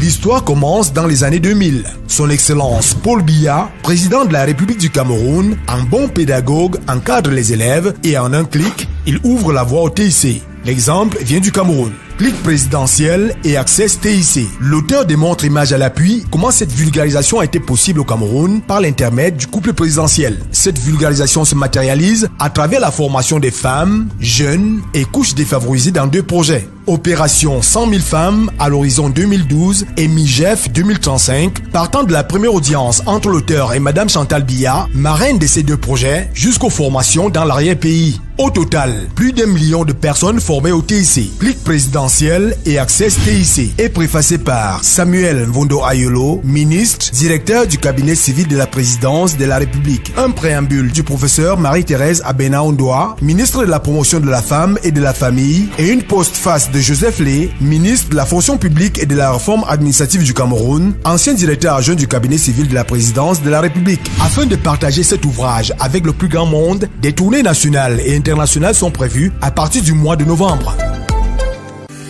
Voici l'endroit idéal pour votre beauté.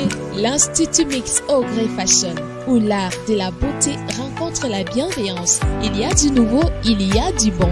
Nous vous proposons une gamme complète de services. Soins du visage et du corps, massage relaxant, épilation et maquillage, coiffure et stylisme.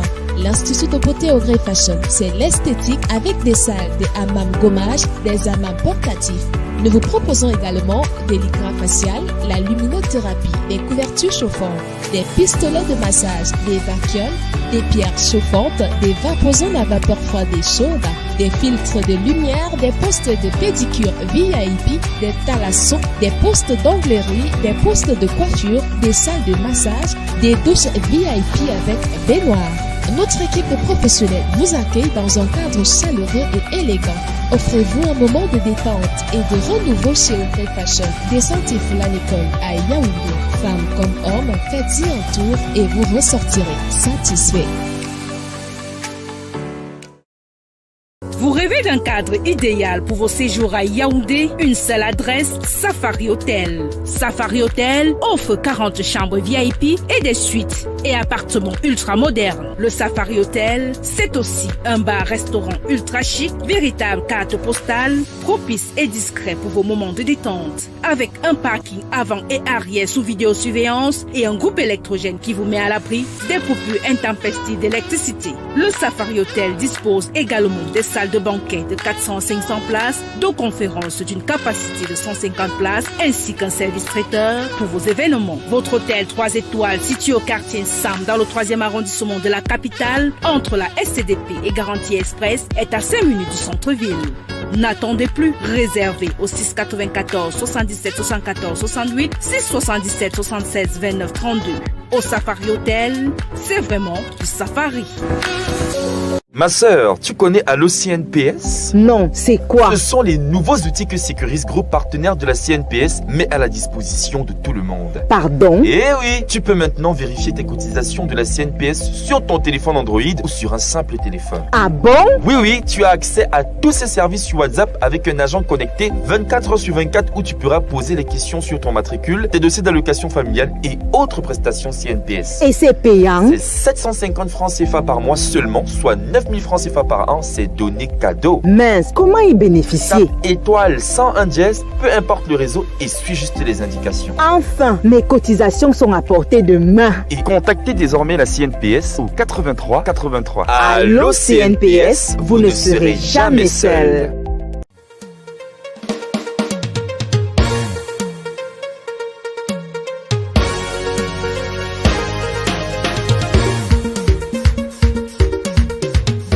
Vous déstresser, vous détendre, passer du bon temps entre amis ou faire de nouvelles connaissances, une seule adresse, Des Ruisses Lounge. Des Ruisses Lounge, un lieu exceptionnel offrant un cadre élégant et agréable, une sécurité renforcée, une animation de rêve dans un espace climatisé pour une clientèle d'exception. Avec Des Ruisses Lounge, savourez des boissons de qualité supérieure ainsi que de merveilleuses grillades pour le bonheur de vos papilles.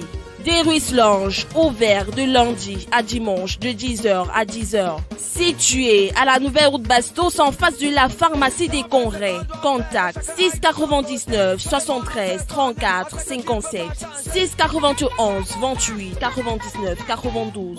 Des Ruisses Lounge pour votre plaisir. la la, on fait comment?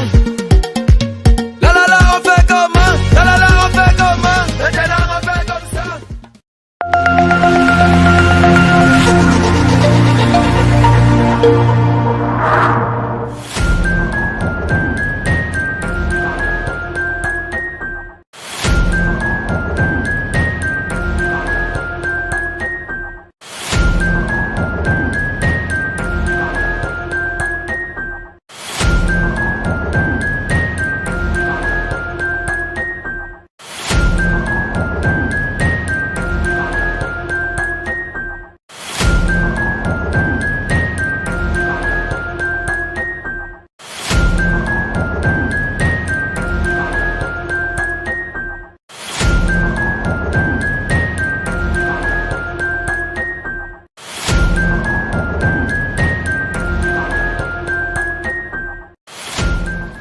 Rosine Manga, bonjour. Bonjour, parfait.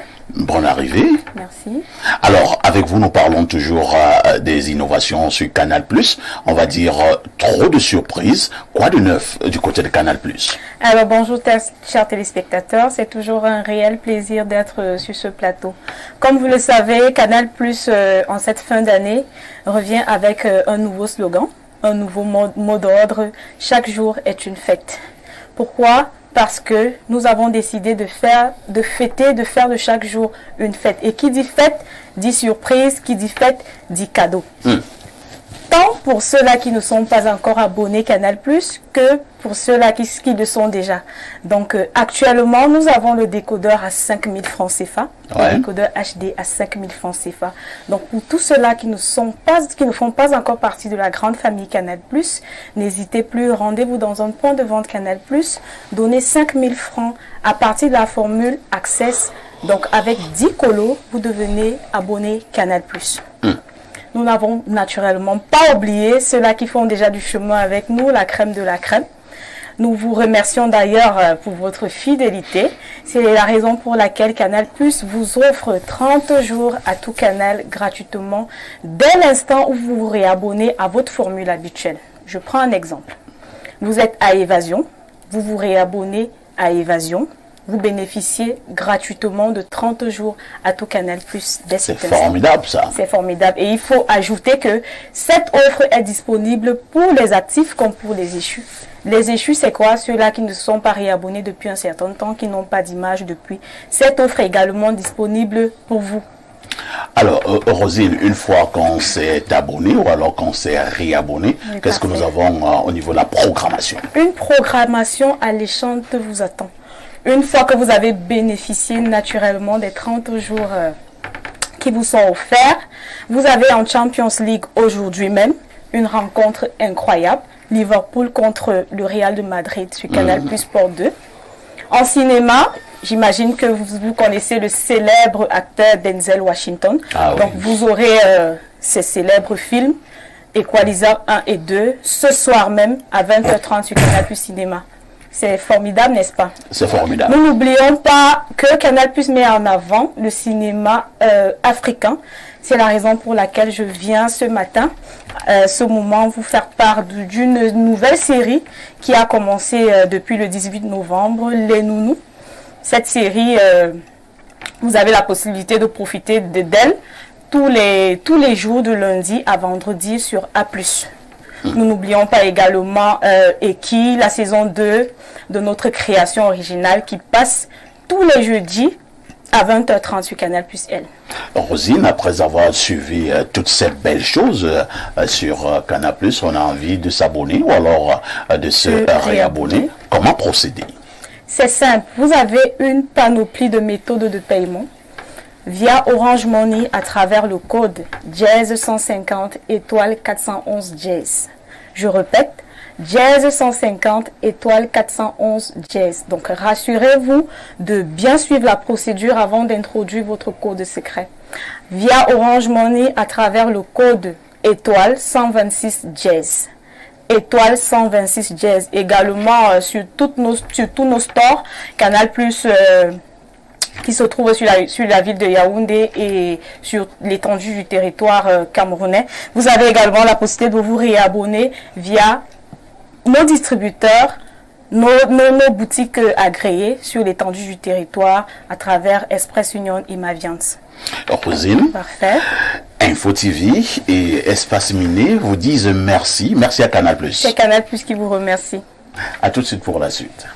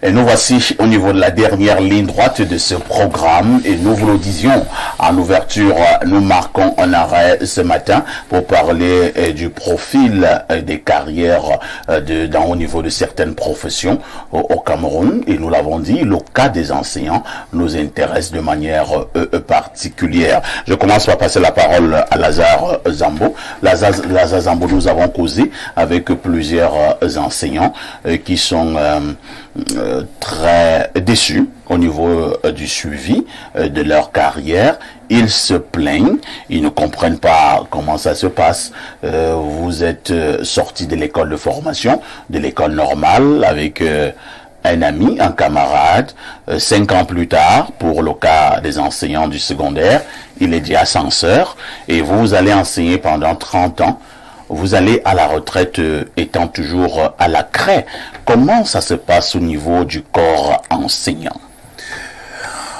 Oui, parfait. Il faut comprendre, si tout de suite je m'arrête à l'exemple que vous avez donné, on est sorti de l'école ensemble, nous sommes de la même promotion. 5 ans plus tard, je continue de tenir la craie pendant que un camarade de la même promotion se retrouve déjà à être censeur. En réalité, c'est pas là où se situe le problème. Parce que le gars qui a choisi de tenir la craie, je crois que si c'est vraiment par vocation, il est prêt à la tenir, même jusqu'à ce qu'il aille en retraite. Mais le problème beaucoup plus ici, c'est au niveau du traitement. Il faut le dire parce que le mec qui tient la craie, s'il envie celui qui est censeur, c'est forcément parce que celui aujourd'hui qui est censeur gagne sûrement beaucoup plus d'argent que lui, parce qu'il a un certain nombre d'avantages financiers. Et surtout quand on connaît également ce cancer de notre pays, à savoir la corruption, il y a des mecs, bon, c'est quand le gars il continue de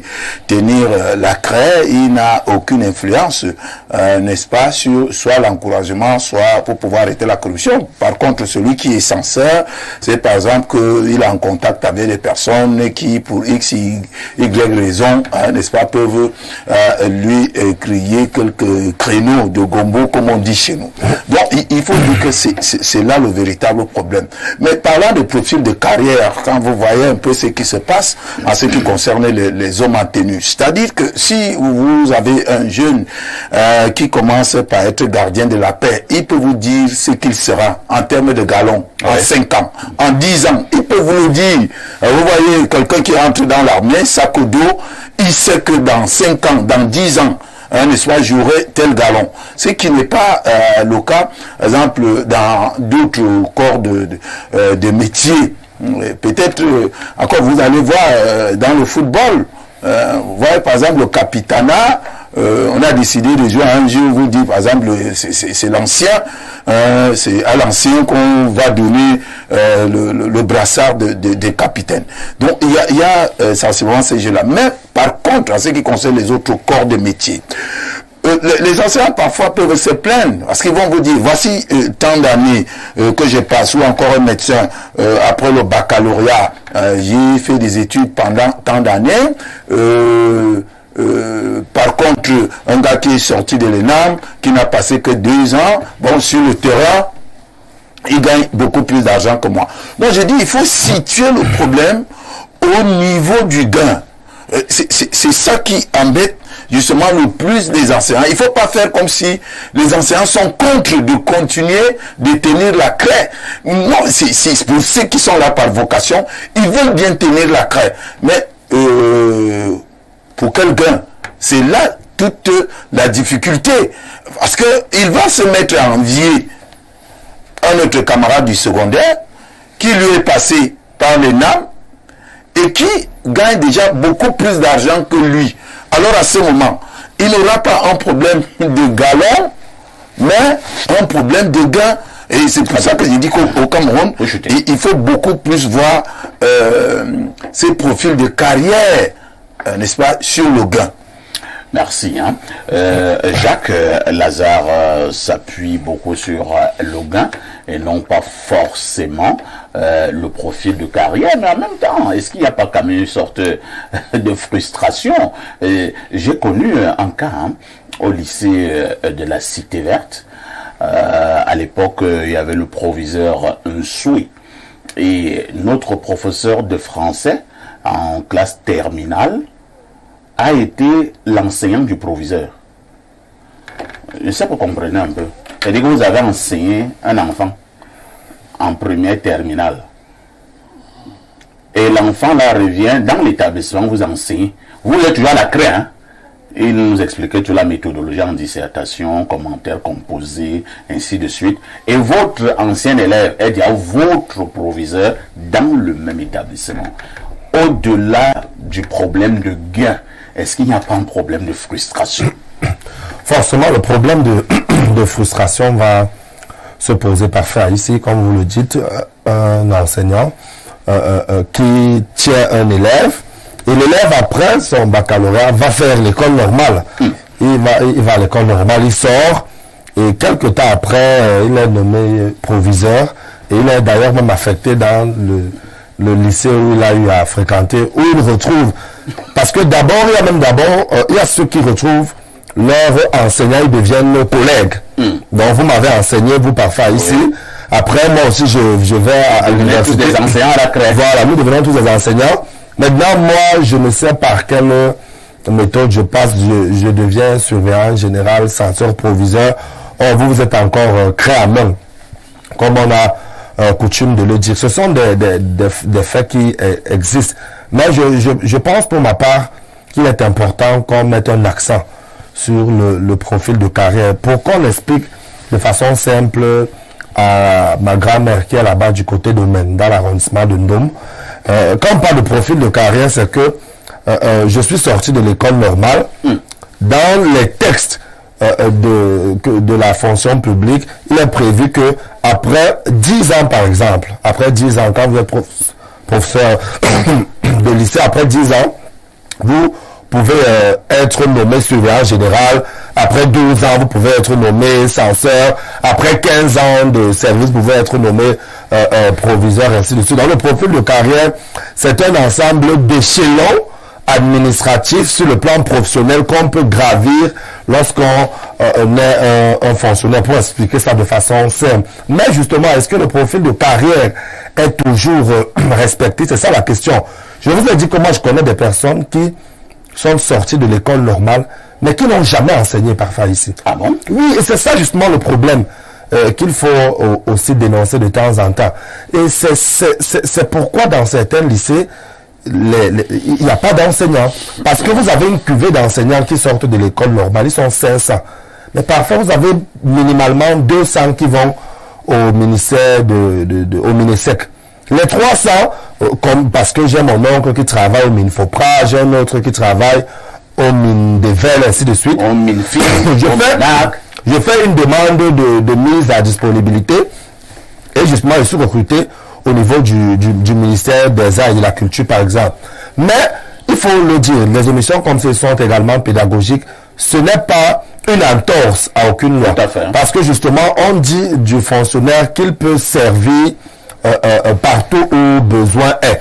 Et lorsque vous sortez d'une école, vous êtes certes affecté dans votre ministère, le cas des enseignants c'est le ministère, mais ils sont nombreux aujourd'hui qui sont au ministère des Transports. Je connais plusieurs enseignants qui sont aujourd'hui au ministère des Transports parce qu'ils ont suivi le ministre Jean-Ernest Massédangale Bibéhe, qui a été ministère et après qui est allé au transport. Et il y a plusieurs enseignants qui ont quitté le ministère pour aller au transport, justement parce que ils peuvent se retrouver dans de bonnes grâces de ce côté-là. Mais je crois qu'il faut respecter le profil de carrière et savoir qu'un enseignant, dès qu'il sort de l'école, il faudrait d'abord qu'il aille enseigner. Il n'est pas bon que vous fassiez 5 ans à l'école, vous sortez, au moment où on vous attend pour donner cours d'histoire géo, cours de français à nos enfants, que vous alliez plutôt vous réfugier dans un ministère. Vous devenez chargé d'études. Voilà, chargé d'études et je ne sais trop quoi. Alors que dans votre ministère de tutelle, il y a manque. Il y a peut-être un manque. Ça, ce sont des faits qu'il faut corriger. Corriger également au niveau de l'arrivée des fonctionnaires à des postes administratifs. C'est un peu frustrant que j'ai été enseigné par mon élève, il devient mon proviseur au moment où moi je suis encore là. Mais qu'est-ce qui m'a manqué pour que je ne sois pas surveillant général, censeur? Bon, peut-être aussi, ça il faut le dire, il y a aussi des enseignants qui sont affectés au lycée de Ndolbondouka, je dis n'importe quoi. Il ne vient jamais là-bas. Il reste ici à Yaoundé, il fait les vacations dans un collège et dès qu'on lui demande la présence effective, il ne l'a pas. Et le rendement même n'est pas très bon. Parce que ces enseignants qui deviennent rapidement proviseurs et autres, c'est parce qu'ils ont aussi de bons rendements. Avant d'ailleurs, même d'être surveillant général, il est AP animateur pédagogique.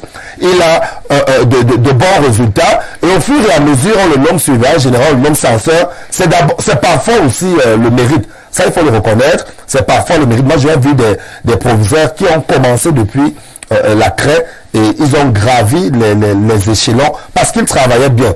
Mais c'est un appel également à ces enseignants. Dites-vous que quand vous entrez, vous ne devez pas rester uniquement enseignant. Il est possible que vous soyez surveillant général censeur. Il y a certains qui m'ont dit que ça ne leur sert à rien. Parce que la différence entre un professeur de lycée et un surveillant général, le niveau du salaire, c'est maximum 15 à 18 000. Donc, ils préfèrent que, au lieu de rester, parce que quand vous êtes enseignant, vous allez au lycée, vous avez 15 heures de cours, vous allez 3 fois.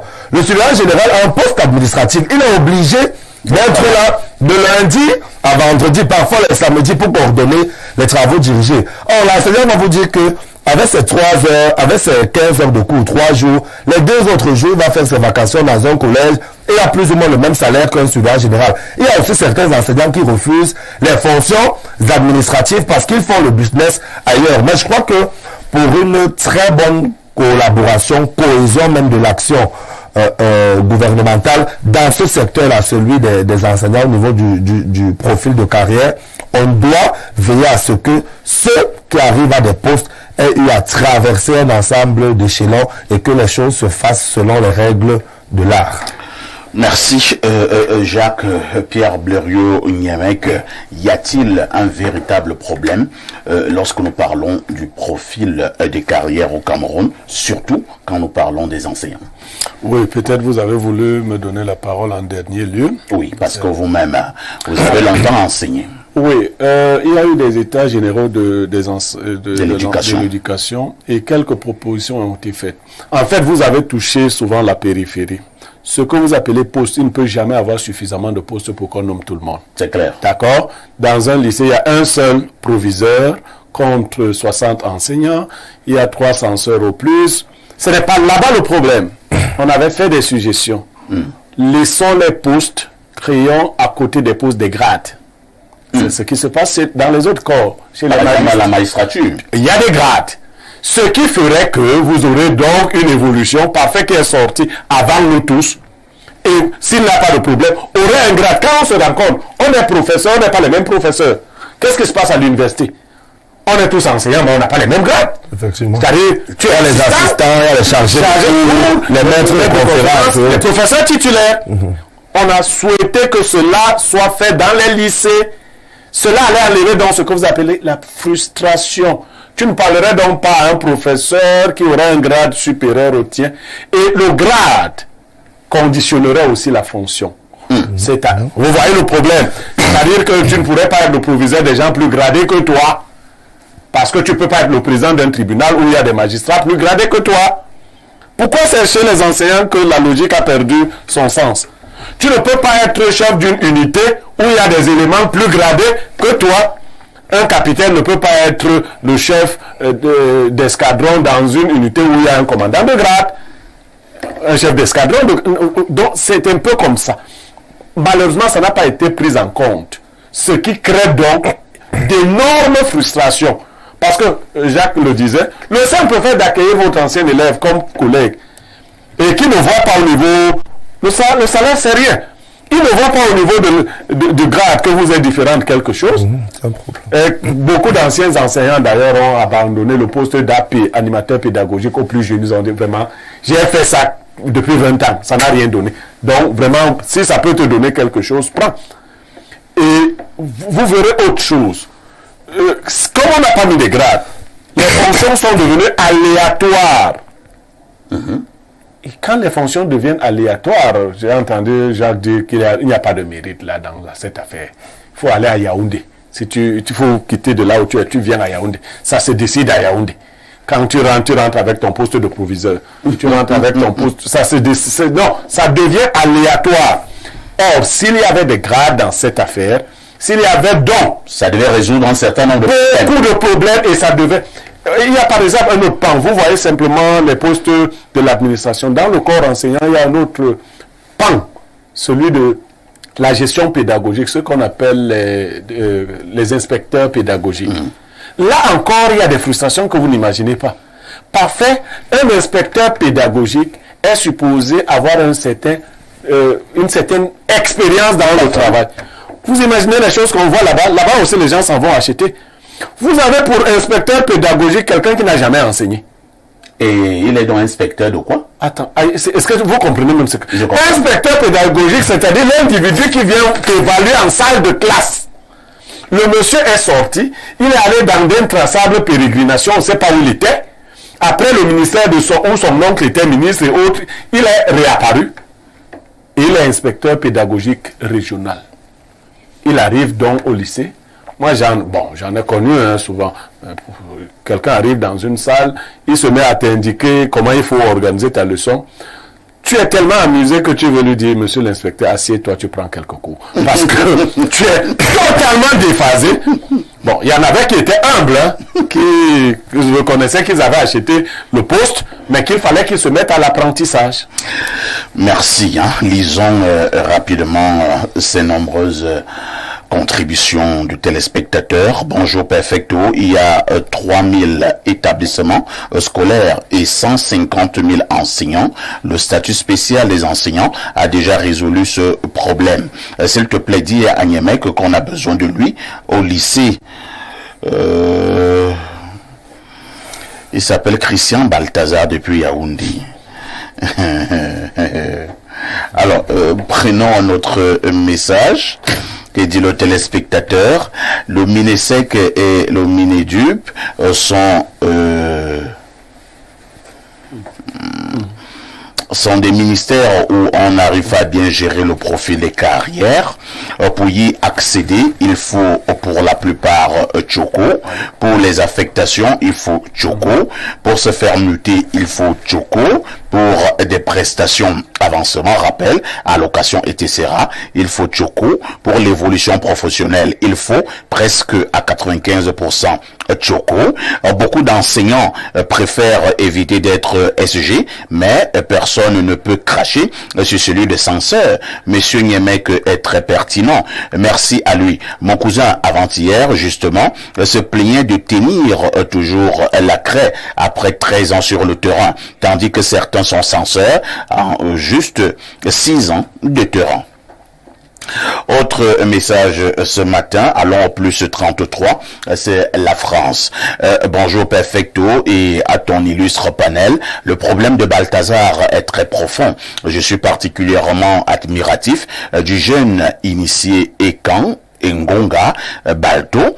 Ce gars est un vrai Namengi. Il me fait penser à un grand PDG et à un grand président d'une fédération qui voulait bombarder le Kosovo des femmes de ses anciens coéquipiers. C'est vrai que moi je connais pas cet ancien président. Balto est pour notre gouverne l'homme écan dans toute sa superbe. Aussi que celui qui n'a jamais péché lui jette la première pierre. C'est Fabio T qui envoie ce message. Bonjour le plateau, cette affaire d'enseignement est plus compliquée que le profil de carrière dans la fonction publique. L'enseignement est aujourd'hui une fuite du chômage, recherche du matricule et devient une course au per diem. Résultat, ça devient la source de corruption. Il faut plus de rigueur dans la gestion du secteur de l'enseignement. Comment expliquer qu'un enseignant vacataire de 15 ans soit payé 4 fois que son élève sorti de l'école normale? Comment expliquer qu'on veut avoir le résultat avec des gens qui ont corrigé les examens à crédit et qui ont peur de manifester pour revendiquer leurs droits? C'est Rodrigue de PK21. Autre message ce matin. Bonjour le panel. Bonjour au panel et à vous-même, Monsieur Aïssi. Le profil des carrières, le cas des enseignants. En l'état actuel du traitement des dossiers de carrière des enseignants, le profil de carrière n'est pas automatiquement corrélé à la décision de nomination qui, elle, est véritablement discrétionnaire. Dans la pratique, sauf quelques exceptions passées en travers du tamis, les nominations comme chef de service ne surviennent pas avant 10 ans, voire même 15 ans, sachant que le nombre de postes à pouvoir est petit comparé au nombre d'enseignants éligibles à des postes. Il serait préférable en termes de réforme qu'il y ait graduellement des fonctions de responsabilité assimilées à des fonctions de gestion en chair avec une incidence financière immédiate et automatique. Le statut spécial qui n'attend qu'à être appliqué devrait faire avancer la corporation parlant de ses revendications. C'est Blaise Sida à Yaoundé qui envoie cette préoccupation. Bonjour à tous, je me nomme Charles Hervé. Vraiment, Monsieur Niemek, j'admire beaucoup vos interventions, mais n'oubliez pas que la nomination est discrétionnaire. Votre affaire du Cameroun, là. Non, il dit est discréditoire. Non. On peut bien avoir un chef moins gradé. Non. La preuve, le sous-préfet qui commande ses enseignants sort de l'école B2. Est-ce que le sous-préfet sort d'abord en B2? Il raconte d'abord des histoires. Mais pourquoi il n'y a pas de frustration? Moi, je pense pour ma part que c'est un problème de complexe. Il y a des vacataires qui enseignent mieux que les plègues, pourtant pas formés et ayant seulement un bac. Vous posez d'autres problèmes. Non, si c'était mon élève, il aurait de très mauvaises notes. Il faut même le fouter. Il est totalement hors sujet. Vous pouvez imaginer un capitaine qui est chef d'une unité là où il y a un colonel? Vous pouvez imaginer ça? Ce n'est pas possible. Voilà, donc, c'est pas une affaire de complexe, c'est une affaire de grade. Allons une fois de plus au plus 33, c'est un message de la France. Bonjour Perfecto, j'adore le sujet de ce matin. Le véritable problème est l'application du statut particulier de l'enseignant. Savez-vous que tous les fonctionnaires sont astreints à des stages? Et combien d'enseignants en ont accès pour l'évolution de leur carrière? Les enseignants sont des laissés pour compte au Cameroun. Voilà, aujourd'hui l'école normale n'intègre plus. Comment peut-on bâtir un pays sans mettre en avant un type de Camerounais à former. L'école souffre. Demandons-nous pourquoi, de plus en plus, le niveau des Camerounais est en chute. J'ai rédigé un ouvrage sur la problématique de l'incompétence managériale, cas d'un établissement scolaire, cas d'un établissement secondaire de l'Anvila. Je propose par ailleurs parmi les nombreuses solutions que dans une logique de décentralisation effective, que les proviseurs et autres responsables soient votés par leur pairs. Je connais un ancien inspecteur régional à Eboaloa qui bagarrait avec ses collègues et arnaquait les stagiaires et enseignants. L'année d'après, il a été nommé proviseur. Je ne suis pas d'accord avec Blériot. Comparaison n'étant pas raison, la nomination ne devrait rien avoir avec le grade, mais plutôt avec les formations accessoires. Lazare, oui, Blériot, vous voulez dire un mot rapidement? Que je dise rapidement oui. un mot. Cette question a été posée au niveau de l'université il y a longtemps. On nommait les gens comme on nomme les gens au lycée. Ça a créé beaucoup de problèmes. On a donc arrimé le grade académique à la fonction. Vous ne verrez plus un chargé de cours, chef d'un département où il y a des maîtres de conférences. Vous comprenez? Parce que vous organisez aussi la pédagogie. Ce n'est pas des enseignants qui parlent, lui il a enseigné. Vous organisez aussi la pédagogie. Ça veut dire quoi? Ici qui est le plus vieil enseignant, le plus qualifié, le plus expérimenté, s'assoit pour écouter Bagnolo, qui lui parle de la pédagogie, qu'il vient à peine de sortir. Mais vous organisez la pédagogie, vous dites que les enseignements doivent se tenir de telle façon. C'est le rôle aussi du chef. Tu vas organiser quelle pédagogie? Nous, par exemple, en philosophie, si moi je suis assis, on me dit que tu as eu ta licence en philosophie, tu viens de sortir, tu viens me parler, pour me dire quoi en philosophie? Très bien. Lazare Zambo, nous sommes d'accord que c'est un sujet non seulement vaste, un sujet important, un sujet pertinent. J'ai suivi que certains l'ont dit, Blériot l'a même relevé sur ce plateau. On a eu la tenue des états généraux de l'éducation dans ce pays. On a posé ces problèmes. Malheureusement, il n'y a pas eu un suivi, pas d'implémentation. Que faisons-nous de vos états généraux? Parfois ici, moi j'ai dit toujours que les Camerounais ils sont très futés. Vous avez un peu raconté votre histoire avec Raymond Tchenga. Vous avez dit à quelqu'un, attention, laisse-moi parler. Et que lorsqu'il y a même eu un chiffre qui est sorti là, 5 millions, vous avez même dit que ce n'est pas ça qui vous intéresse. Alors que dans le fond, c'est vous avez même pris la parole. C'est pas c'est ça qui vous intéressait. C'est une très belle illustration. Je dis que les enseignants, ils ont un problème d'argent. Disons-le de la manière la plus simple. La plus simple. Je veux dire que si quelqu'un est ancien, qu'on nomme un jeune proviseur, dès lors qu'il gagne plus d'argent que son jeune proviseur, le problème ne se pose pas. Puisqu'il gagne beaucoup plus d'argent que lui. Mais puisque lui a gagné beaucoup plus d'argent. Non, mais c'est ce que j'ai dit. Il y a des gratifications liées au poste. Voilà. Vous ne pouvez pas dans aucune logique. Non, ce que j'ai dit, parce que certains téléspectateurs vous disent, écoutez, il s'agit de la nomination. La nomination va maintenant obéir à beaucoup d'autres critères, parce qu'il s'agit ici de l'administration d'un établissement. En fait, Lazare, gardez le microphone. Oui. Je veux repréciser, pas repréciser, à marteler sur la dernière préoccupation de Blériot là. Prenons-les, parce que vous êtes en train de vouloir résoudre un problème. Moi, je vous comprends. Mais même si dans un établissement, il y a donc un jeune proviseur, ok, qui a à peine 15 ans de service, et moi, je suis un vieil enseignant qui a 30 ans, je suis resté à la craie. Je prends un exemple, hein. Le proviseur a 250 000, ce n'est qu'un exemple, et moi, le vieil enseignant, j'ai 400 000. Donc, j'ai plus d'argent que mon proviseur. Est-ce que vous trouvez d'abord qu'au niveau de la logique administrative, ça peut donner? Parce que est-ce que c'est normal qu'un subalterne ait plus d'argent que son chef, que son patron? On ne va pas résoudre le problème. Parce que le proviseur, le jeune proviseur aussi, va dire qu'il est frustré. On ne peut même pas résoudre ça de cette façon-là. Non, je m'explique. Je m'explique. Parce qu'il faut comprendre, parce que ce qu'on dit, c'est comme si on va enlever tout le monde de la craie. Alors que quand le gars est formé, lorsque le jeune étudiant est formé, c'est pour ça que je parle de vocation. À moins que ce soit déjà des aventuriers dès le départ, qui viennent là chercher autre chose, qui ne viennent pas parler d'enseignement. Il se fait former pour transmettre son savoir. C'est d'abord, il n'est pas là pour aller se battre. Est-ce que vous avez fait attention à ma proposition? S'il y a des grades, est-ce que le magistrat qui s'est fait former ne s'est pas fait former pour dire le droit? Mais il a un grade. Il est par exemple magistrat 4e grade. Toi qui viens de sortir là, tu es son cadet dans la magistrature. Même si on vous voit tous assis, vous n'êtes pas les mêmes. Et tu lui donnes le chapeau.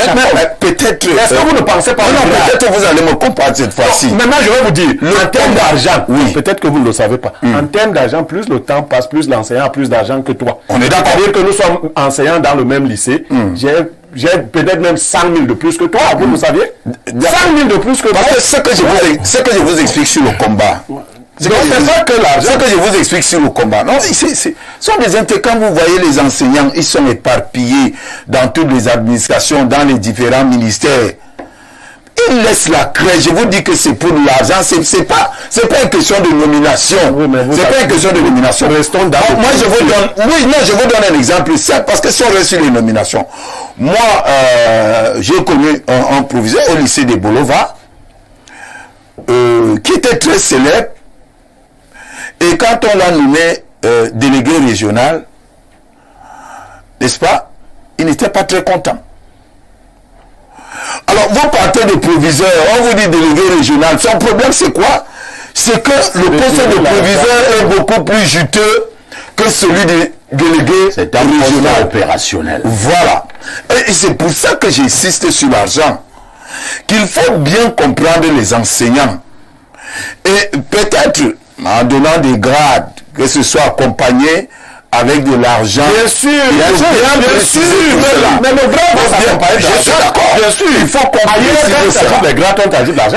Voilà. Donc, ce n'est pas seulement ces problèmes de nomination. Je vous dis qu'un enseignant qui est bien entretenu, qui sait que là où il se trouve, il est très bien entretenu, lui, peu importe les autres nominations que vous lui proposez, parce que ce que Jacques a dit tout à l'heure, vous croyez que c'est tous ces enseignants qui se retrouvent dans les autres ministères, ils s'en foutent des nominations, j'allais dire de leur promotion dans le monde de l'enseignement même, dès lors que là où lui se trouve, il gagne beaucoup plus d'argent.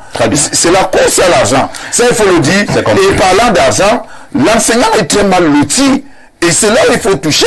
L'enseignant est très mal loti au Cameroun quand on parle justement des salaires. Et c'est ça aussi le véritable problème. Si l'enseignant au niveau des salaires, ou si l'enseignant, où qu'il se trouve en tenant sa craie, il avait des avantages qu'un jeune gars qui sort de l'UNAM, qui même sans être nommé, bénéficie déjà d'un certain nombre d'avantages, les enseignants n'allaient pas se plaindre tant. Alors, il y a quelqu'un qui pense qu'il va nous coincer. Hein. Voilà ce qu'il dit. Bonjour, Perfecto. Est-ce que vous savez qu'il y a des adjudants qui touchent plus que des lieutenants? Là, c'est un autre problème. Là, c'est un autre problème. Lui n'a rien compris. Ce n'est pas le même problème. C'est pas comme ça que l'armée est organisée. L'armée n'est pas organisée, comme tu dis. Est-ce qu'il y a donc un lieutenant, un adjudant qui est le chef d'un lieutenant? Non, pas du tout. Voilà, l'armée est organisée en 3 vagues. Voilà. Il y a 3 vagues. Les vagues, il y a ce qu'on appelle les sous-officiers. Tout à fait. Il y a les officiers supérieurs et il y a les officiers généraux. Très bien. Voilà. Et disons-nous ceci, ce qu'on appelle vulgairement sac au dos. Vous allez donc voir un monsieur entre par le recrutement militaire. Il devient caporal-chef, sergent-chef, adjudant-chef et parfois adjudant-chef major. Là-bas, c'est le plafond. Est-ce que vous imaginez le nombre d'années là? Voilà. C'est la fin de sa vie. Il est par là à 30 ans. C'est sa vie là-bas. Dans l'armée. Entre-temps, il y a un jeune homme qui, lui, entre à l'EMIA. Il démarre une carrière. Et les éléments salariés ne sont pas les mêmes. Parce qu'il y a l'ancienne. Et après 2 ans à l'EMIA, ou 3 ans, lui sort lieutenant ou sous-lieutenant, comment vous pensez qu'il aura plus d'argent que l'adjudant-chef-major qui a fait 30 ans? Mais l'adjudant-chef-major ne sera jamais son chef. L'adjudant-chef-major ne sera jamais le chef du lieutenant. Tout à fait. Et ils ne sont même pas dans la même grille. Ce n'est même pas la même grille. Voilà. Et justement, pour le cas, l'adjudant-chef-major, lui, il a un gros salaire parce qu'il a eu à traverser un ensemble de quatre échelons. Il a un très gros salaire. Et quand on arrive à adjudant-chef-major, c'est terminé. Très bien. C'est terminé. Or, justement, et on va même lui dire, si tu es adjudant-chef et que tu aspires à devenir sous-lieutenant, ton salaire toi-même va baisser parce que tu vas passer dans une autre catégorie. Tu passes officier. Voilà, tu passes officier. Jacques, c'est vrai que certains ont commencé à donner des esquisses de solutions, des propositions pour résoudre ce problème de profil de carrière dans certaines professions au Cameroun. Mais comme nous avons dit ce matin, c'est l'enseignement qui nous intéresse. Une ou deux propositions pour résoudre ce problème? Parce que j'insiste, c'est un sérieux problème au niveau de l'enseignement au Cameroun. Non, oui, c'est un sérieux problème, parfait. Je crois qu'il faut arrimer le grade, justement, de l'enseignant à un ensemble d'avantages sur le plan... Comme l'a dit Bléreux tout à l'heure. Comme l'a dit Bléreux sur le plan financier. Plus et plus... Donc, on commence d'abord par créer les grades. Oui. Je suis d'accord. Et qui dit grade va avec avantage et lui. Je suis d'accord. Parce que justement, et c'est ça le problème. On va nous distinguer, non, s'il y a les grades. Si on va nous distinguer, parce que lorsque je sors de l'école, Blériot sort de l'école, nous sommes tous des professeurs de lycée d'enseignement général. Après 10 ans, je suis toujours plègue. L'enfant qui est sorti là, demain, il est aussi plègue. Est-ce que ça on nous appelle nous deux plègues. Je ne le dépasse à rien. La seule chose avec laquelle je dépasse, c'est les années d'expérience. Et c'est parce que vous comprenez. Or, si on commence... Ces années sont pour toi là. Voilà. Or, si on commence à... Ces années, laisse-moi bien des indices. Voilà. C'est vrai qu'il y a un peu les grades quand on parle de plègue hors échelle. Mais généralement, ça existe. Oui, ça existe. Non, ça niveau vraiment la fonction publique. C'est pas des grades. Oui, c'est pas des grades là-bas. Échelons. Ce sont des échelons. Vous voyez, on dit proviseur du lycée de, vous voyez la plègue hors échelle de français. Ça existe. Ça, c'est une manière pour les flatter, hein. Non. Qu'est-ce que ça c'est? Non, attendez, parfait, ici. Les échelons chez les enseignants culminent 1140. Vous voyez une injustice. Chez les magistrats, c'est 1400. C'est-à-dire qu'à 1140, l'enseignant n'évolue pas. Il devient donc un plègue hors échelle. Même s'il lui reste encore 20 ans. Même s'il lui reste 20 ans. Et bien évidemment, vous voyez les incidences. Il faut régler cette question-là et on sait ce qu'il y a à faire pour régler ça. Donc, je pense aussi qu'il faut des grades. Il faut des grades. Et les enseignants sont parfois attachés à quelque chose d'important. Parfait. Est-ce que vous savez, quand vous allez à l'école normale, il y a ceux qui sortent après 3 ans. Vous savez comment on les appelle? Les PCH. Il y a ceux qui sortent après 5 ans, on les appelle les plègues. Quand un plègue est là, un PCH est là, le PCH ne doit même pas parler. Voilà pourquoi certains PCH font ce qu'on appelle le retour sur titre. Il rentre à l'école et après un moment, il sort, il redevient plègue parce qu'il aspire à avoir une certaine carrière. Donc je dis également, j'éprouve cette idée, je l'ai dit dès le départ, il faut des grades. Et au fur et à mesure justement que l'on monte en grade, cela doit avoir une incidence financière positive sur votre salaire. C'est ça qui va résoudre en partie le problème de frustration. Et ce qui pourra permettre de résoudre également le problème de frustration, c'est d'éviter qu'un enseignant se retrouve dans une situation où il n'y a pas de grade, il n'évolue pas, il reste professeur de lycée, il reste plègue, mais 5 ans après, un autre plègue vient, le dépasse en termes d'avantages, de primes liées au poste parce qu'il est proviseur, c'est à ce moment que la frustration est créée. Or, si vous m'avez enseigné parfait ici et que vous avez déjà un grade élevé, vous avez un salaire qui est conséquent, même si je deviens votre proviseur, ça ne va pas tellement vous déranger parce qu'au niveau du grade, vous serez plus gradé que moi et avec une incidence financière qui ne vous fera pas envier votre ancien élève proviseur que je suis. Merci, c'est ce qu'il fallait dire globalement ce matin. Disons merci à Lazare Zambo, merci à Jacques Bagnoloc et surtout plein succès pour l'organisation de vos awards nationaux de l'excellence. Le 14 décembre 2024 du côté de Douala à l'hôtel Somatel de Bali. C'est bien compris et c'est bien enregistré. Merci également à Pierre Blériot. La rediffusion de ce programme, c'est tous les soirs à partir de 22h30. Une question avec tout ceci, que faites-vous encore ailleurs?